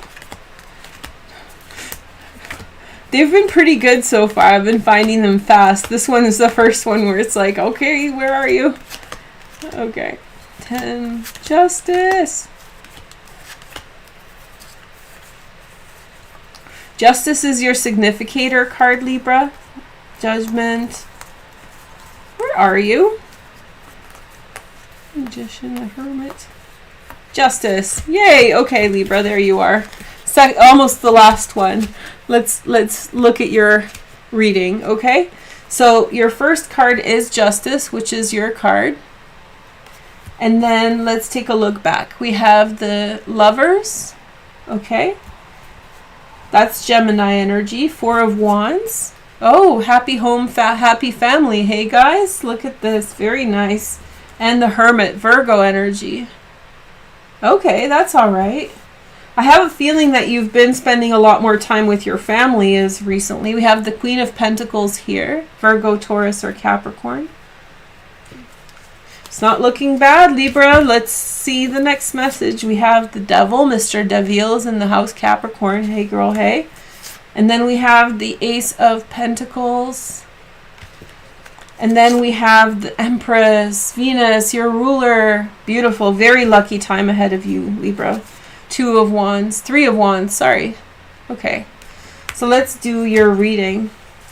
So I think that in the recent past has been spent a lot with your family, and this is probably through the May eclipse that happened, fixing things in relationships, having dinner, spending time with each other. Somebody may have come back who has been away on like a spiritual journey or their own little wanderings, and now there's a deeper connection between everybody. This isn't necessarily your partner. This is someone who you're close with, who like maybe a brother or a sister, or maybe an uncle, funkle, aunt, or whatever, and they're coming back in.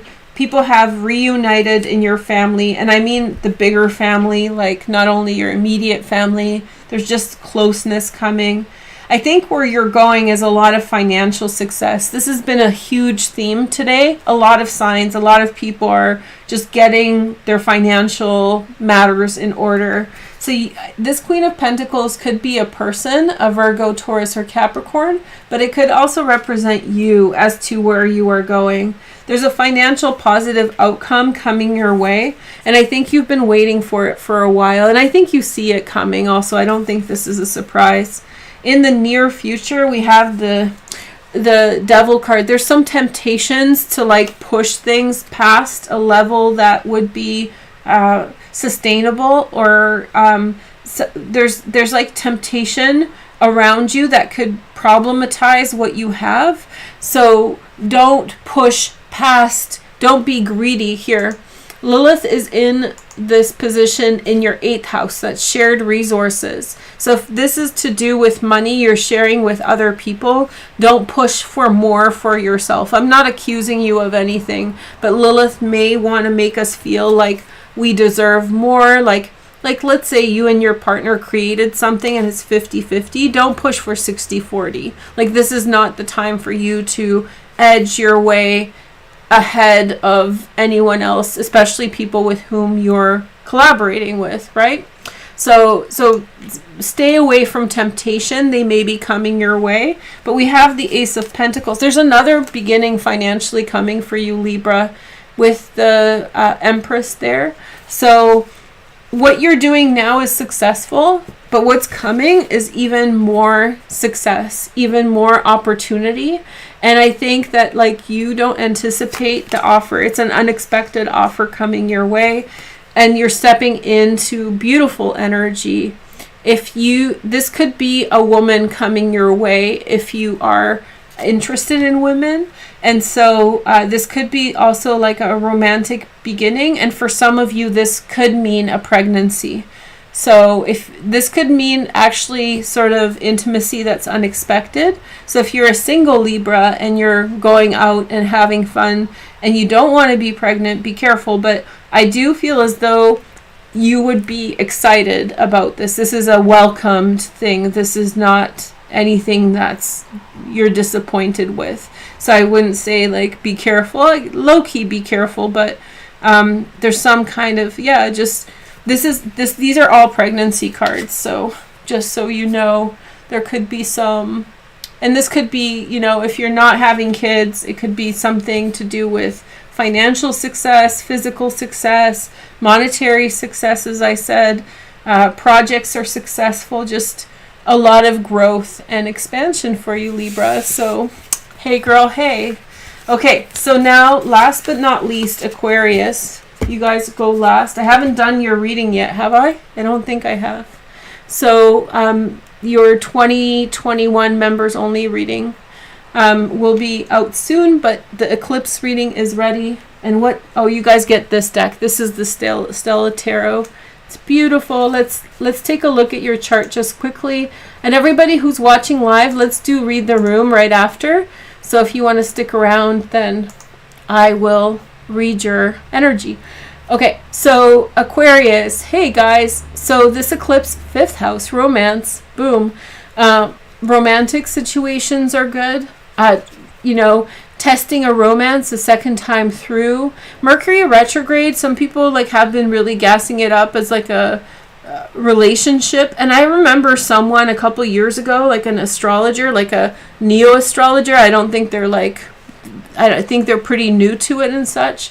I think that they were like eager to talk about Mercury retrograde, and they started talking about like relationships.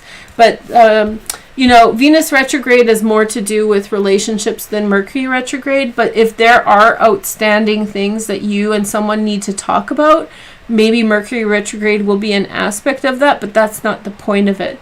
However, with Mercury retrograde in the 5th house, if there's a relationship that sort of became non-communicative in the past for whatever reason, and you sort of want to bring that person back around, this is an opportunity for you to do it. And with the North Node, if you're fated to be, if you feel like this is your one and only, the person that you need, and there's no one else, this might be your golden opportunity, Aquarius. Or if you know someone who you've never had a relationship with, you may get the opportunity to finally tell them how you feel and all of that. Also, a really good time with your kids. So if you have kids, this is a wonderful time for you and your family. The North Node, the eclipse in your 5th house of romance, and Mercury retrograde, you know, getting closer with your kids, reconnecting with your kids, asking how they are, that sort of stuff. Very good energy. Okay. So let's see your card. Your card's the most beautiful. And I already see you have the World on the bottom. Look how lucky you are. Expansion coming your way. Everybody. Oh, there you are. The Star. I haven't thought of this. What would I do if the card came up? Okay, well, we'll just read it like this. It'll be different because you guys are different, my little weirdos. Okay, so we have the Star. We have the 3 of Cups. I guess this must be it. 3 of Reunion. And then I'll put more cards on this side, I suppose. Okay. I guess that's how I'll read it. I don't really have it figured out this way, but that's okay. Let me close this window down. The problem, let me clarify what the problem was. Your card came up only second, so there wasn't so many cards in front of it for me to use as your past. But the past is less relevant than the present, so let's take a look at these cards for you guys. So it kind of shifted the thing because I want to have this amount of cards on the table. Okay, so very clearly this to me screams reunion. A reunion has happened in your life, so it's funny that that came up in your astrology as well. I think you have other responsibilities going on at this time, Aquarius, so finding time essentially is the challenge, but I think you should put your effort into. I think you're also avoiding a broken heart, which means that maybe this person hurt your feelings in the past or someone else hurt your feelings, and so you're hesitant to find time to be with this person. But I really want to encourage you to give it a chance to see how it goes and how it manifests. Below is the World. So you're in a cycle of expansion and opportunities in your life, and you should be excited for that. Do not avoid this energy. I really feel as though, yeah, very, very good, a lot of hope, a lot of new opportunities.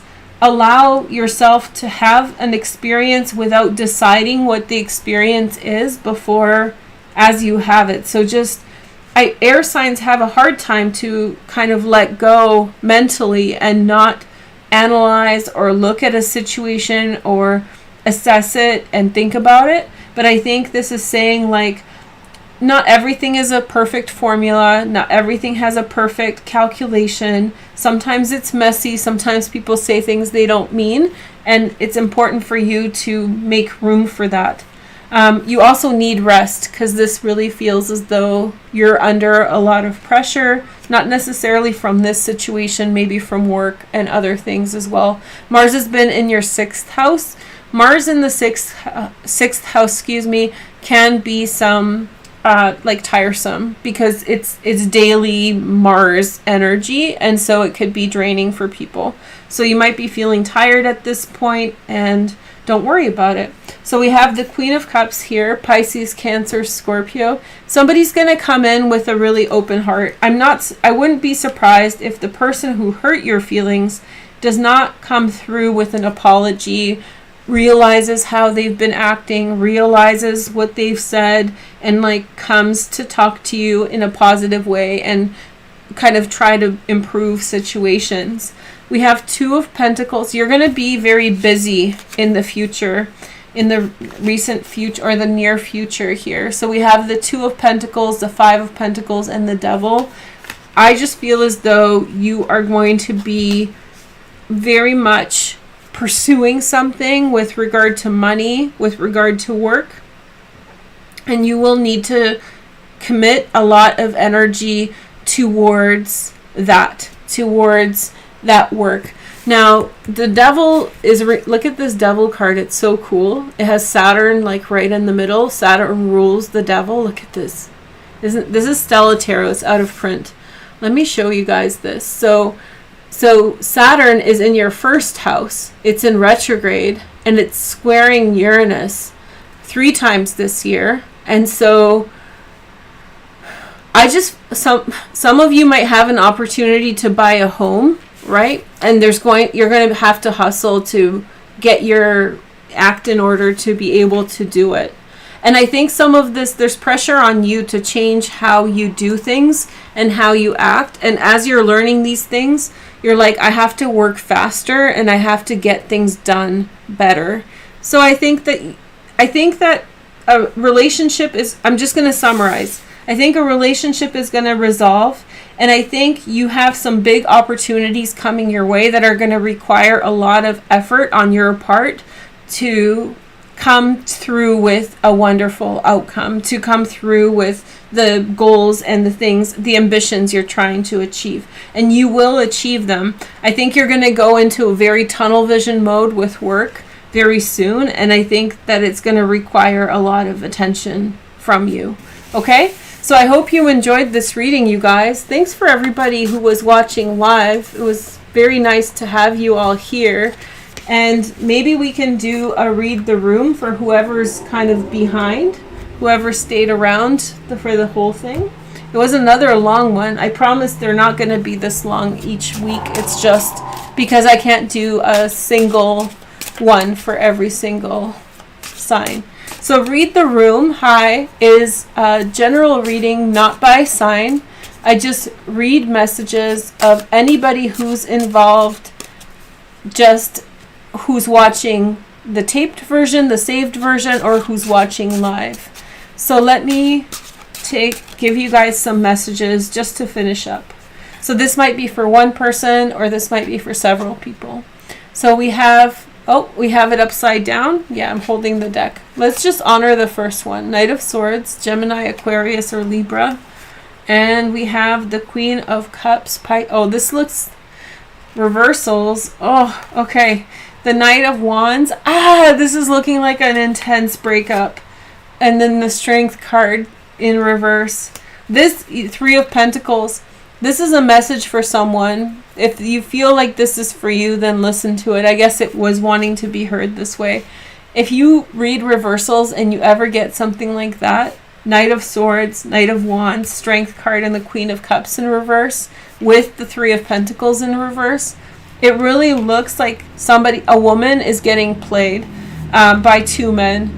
And they're offering her different things, putting pressure on her, and she doesn't have the strength to defend herself, and it's affecting her work. So this is just a kind reminder, like if you're in a situation, make sure it's not affecting your work, because your personal relationship is affecting your work and you need to be wary. Okay, so now we're going to move on to the next message. I'm going to turn my deck around and we'll see.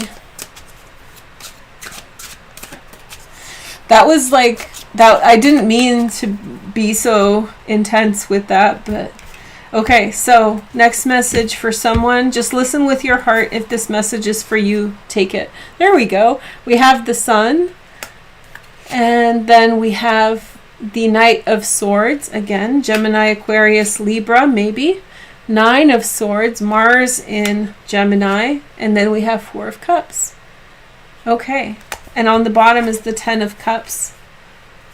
I feel as though somebody's coming. I think there's been a fight. And I think that one person is sitting there crying and really upset. And if you've been crying and upset about something, I think the person with whom you've had the fight is coming straight back around with an apology.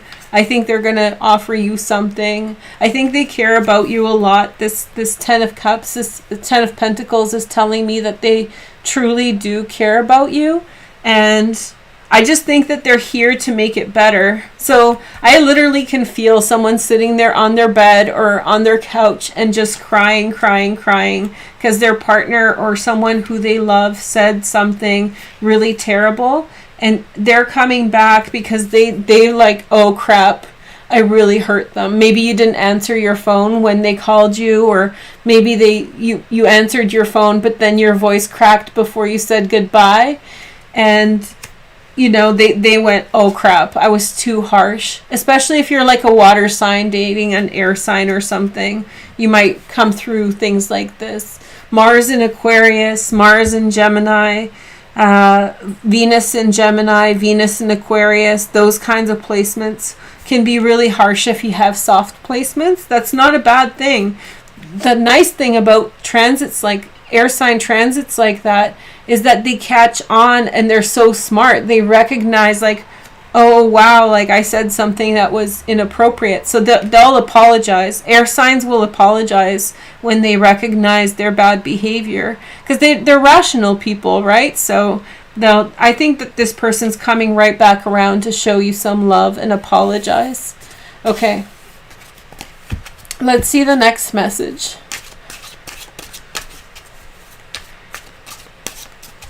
Who's excited for this new moon as I am? Can you guys hear? I've done 2-hour readings 2 weeks in a row. I wonder if anybody else is as excited as me about this, because I'm like excited. Okay, so let's see the next message. Read the room. And if you are watching live and you really want this message to be for you, then really just kind of tune in and try to bring this energy. Okay, so we have Page of Pentacles, King of Swords. Okay, where is this Knight of Swords showing up everywhere? Gemini, Aquarius, or Libra, and then the Sun. On the bottom is the Two of Cups, but this is the Two of Cups that's like the friendship one. I have Two of Cups twice in this deck. This is what it tells me. I have a feeling that this is concerning kids. So if you have kids, the father is very strict and restricts the kids a lot. And I think that the little kid, the earth sign child, Virgo, Taurus, Capricorn possibly, is being told, no, you can't do this, you can't do that. And it really is making them upset. But there's another child who might be a teenager or like a young adult who's going to have a conversation with the air sign parent, okay? And they're going to say, like, listen, ease up on this kid, because you're, like, so the siblings are watching out for each other, and the outcome is going to be good. So if you're a mom watching this and your ex-husband or your husband is, like, being extra with your kids, or maybe you're the person, but, like, I really feel like maybe it's a mom whose kids are dealing with a very strict dad, that's going to have a turnaround. Somebody's going to say something to him and he's going to understand. He's not a mean man. He's definitely not a mean man. He's just very rigid and stuck in his ways. Okay? So read the room. Tell me if you guys want more read the rooms and I'll do them.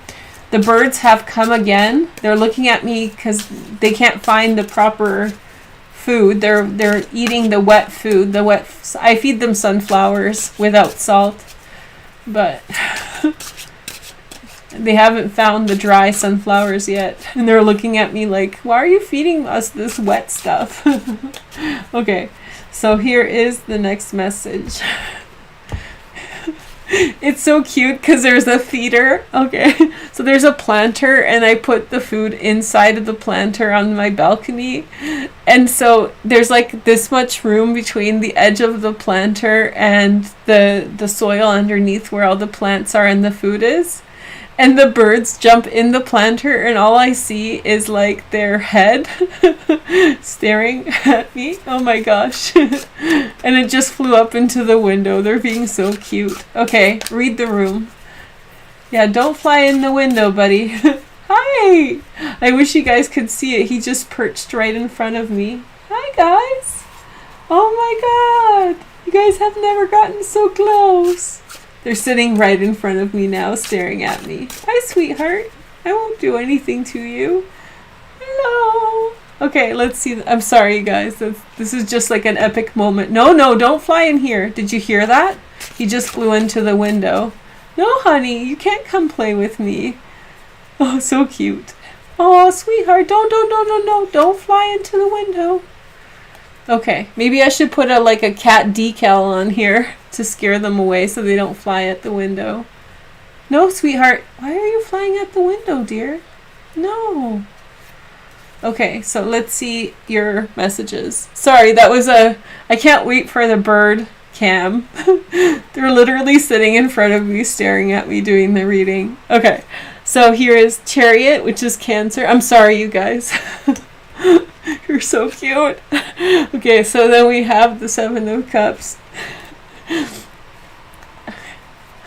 The eagle is not perched there, but they're around. It's summertime. Then we have the Ten of Wands. I wish I could show you guys, because they're like right there. The Strength card. We'll have a birdie cam soon. And then on the bottom is the Queen of Wands. They want a reading too, exactly. Guiding Halo got it right. Okay, so here's a message for someone. So they're helping me with the reading. They're hanging out. They're like completely chilling with us now. They're like, they like your guys' energy too. It's so cute. It's like literally, look, hi sweetheart. Oh my god. They're little sparrows and finches. Okay, so Chariot, Seven of Cups, Ten of Wands, and the Strength card. On the bottom is Queen of Wands. This is someone who has gone through a lot. This message is for somebody who's gone through a lot, and she has been she has gone through a lot, and I feel as though like she's been up against a lot of degrading energy. So if this is you and you've been just put down by people a lot, if you've been like people have been saying negative things to you, discouraging you from being your best, and you've been consistently in an environment in which there's been like judgment of you and like put downs, just know that you're going through it. You've already initiated a new path, okay? And where you are going is, you're going to be so great. So this is a message of encouragement to somebody who has been through, like, it really feels as though a lot of people around them have been putting them down. But this is a promise that you have broken away from it, and there is still confusion. There's still like things you believe and think that is programmed by the people and how they talk to you, how they treated you. But you're going in this new direction of strength, and the Queen of Wands, you're going to shine so bright. Okay, let me do one more, and then we'll carry on another day. Sorry. I can't wait to show you guys the birds now. That was so special. New moon's going to be so great. Okay, so let's see this next energy. Sorry. I feel bad telling you about, the birds and not being able to show you, but they like perched like right in front of my window. That was just adorable. They're still there, just not as close. Okay, so Six of Cups. Message, this is read the room, message for somebody or several people. King of Wands. And the Eight of Pentacles. And the Ace of Pentacles. Ooh la la. Queen of Cups on the bottom. Okay, so I feel like, thank you for all the likes, you guys. That's really sweet. Thanks for letting us know. So, listen, somebody is really showing who they are. Maybe it's in a workplace situation or maybe something else. And I have a feeling that there's people that find that person, like, there's this King of Wands is like your boss or your superior or a person who has an ability to make decisions, and they're seeing something. They're very touched by how you are. This is a message for maybe several of you. I feel like you're being recognized at work, and I think that there's going to be a new beginning for the good work that you're putting in and the good energy. So there's some really good energy coming someone's way at work, and it's because it's not anything inappropriate. I just feel as though someone finds you enchanting or sees the work that you're doing is really full-hearted and you put all your work into your job. Maybe you're like a nurse and you take care of patients, and people see that you're putting in the work with everyone and really showing love. And I think that there's a positive financial outcome for you because of that. So I think if you're sitting there and you're wondering whether you're going to get recognized at work, I think that you are. I think that they see the humanity with which this is the Queen of Cups. I know my deck is kind of crazy, but the Queen of Cups kind of comes through full-heartedly, and they see it. Okay, one more and then I'll go. Did you guys have fun today? Thanks for being here, everybody. Happy Sunday. I didn't do a sign by sign for the new moon, so I don't mind going over time for this reading today. Okay. Fun. Okay, so read the room. We have the Queen of Wands, Sag, Leo, or Aries, secondary transits in water, Pisces, Cancer, Scorpio. And then we have the Five of Cups. I hope this isn't a sad one. No, we were doing so good. King of Cups, Pisces, Cancer, Scorpio, secondary transits in Sag, Leo, or Aries, fire signs, and the High Priestess, Five of Swords.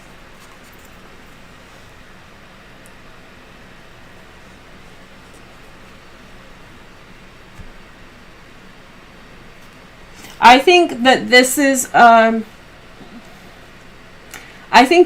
somebody who is sitting back and reflecting on a relationship that didn't work out, and I think that they see the significance of the person they're thinking about. Relationship-wise, whatever didn't work, it was emotionally a train wreck, possibly mentally just a misalignment, but I feel like it really feels like a woman has touched a man's heart, and he's really seeing her as a very special person who has an amazing, like, foresight, so I think that somebody's going to get very serious about somebody else. I think that if you feel with your heart that this is for you, then it is. I have a feeling that it's not about loving someone. It's not about necessarily agreeing with someone. It's about seeing the truth with which they come to situations.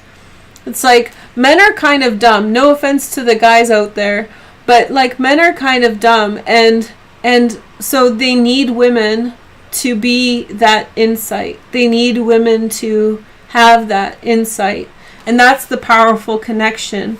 When a man sees in a woman that she can solve his problems and see way through situations, they're like, this is the kind of person I want. This is where I want to be. Screw being in love, screw being like the same things. This person can see what I need to know and give me truth, like a true connection. Okay, so that's enough. 2 hours. Whew. I'm going to go and I don't know, unpack all of this now, but I hope you guys have a happy new moon. I'll be back with regular programming, and until then, watch your full moon reading again for sun, moon, and rising. And then members, your videos are going to keep coming today, okay? I'll see you soon.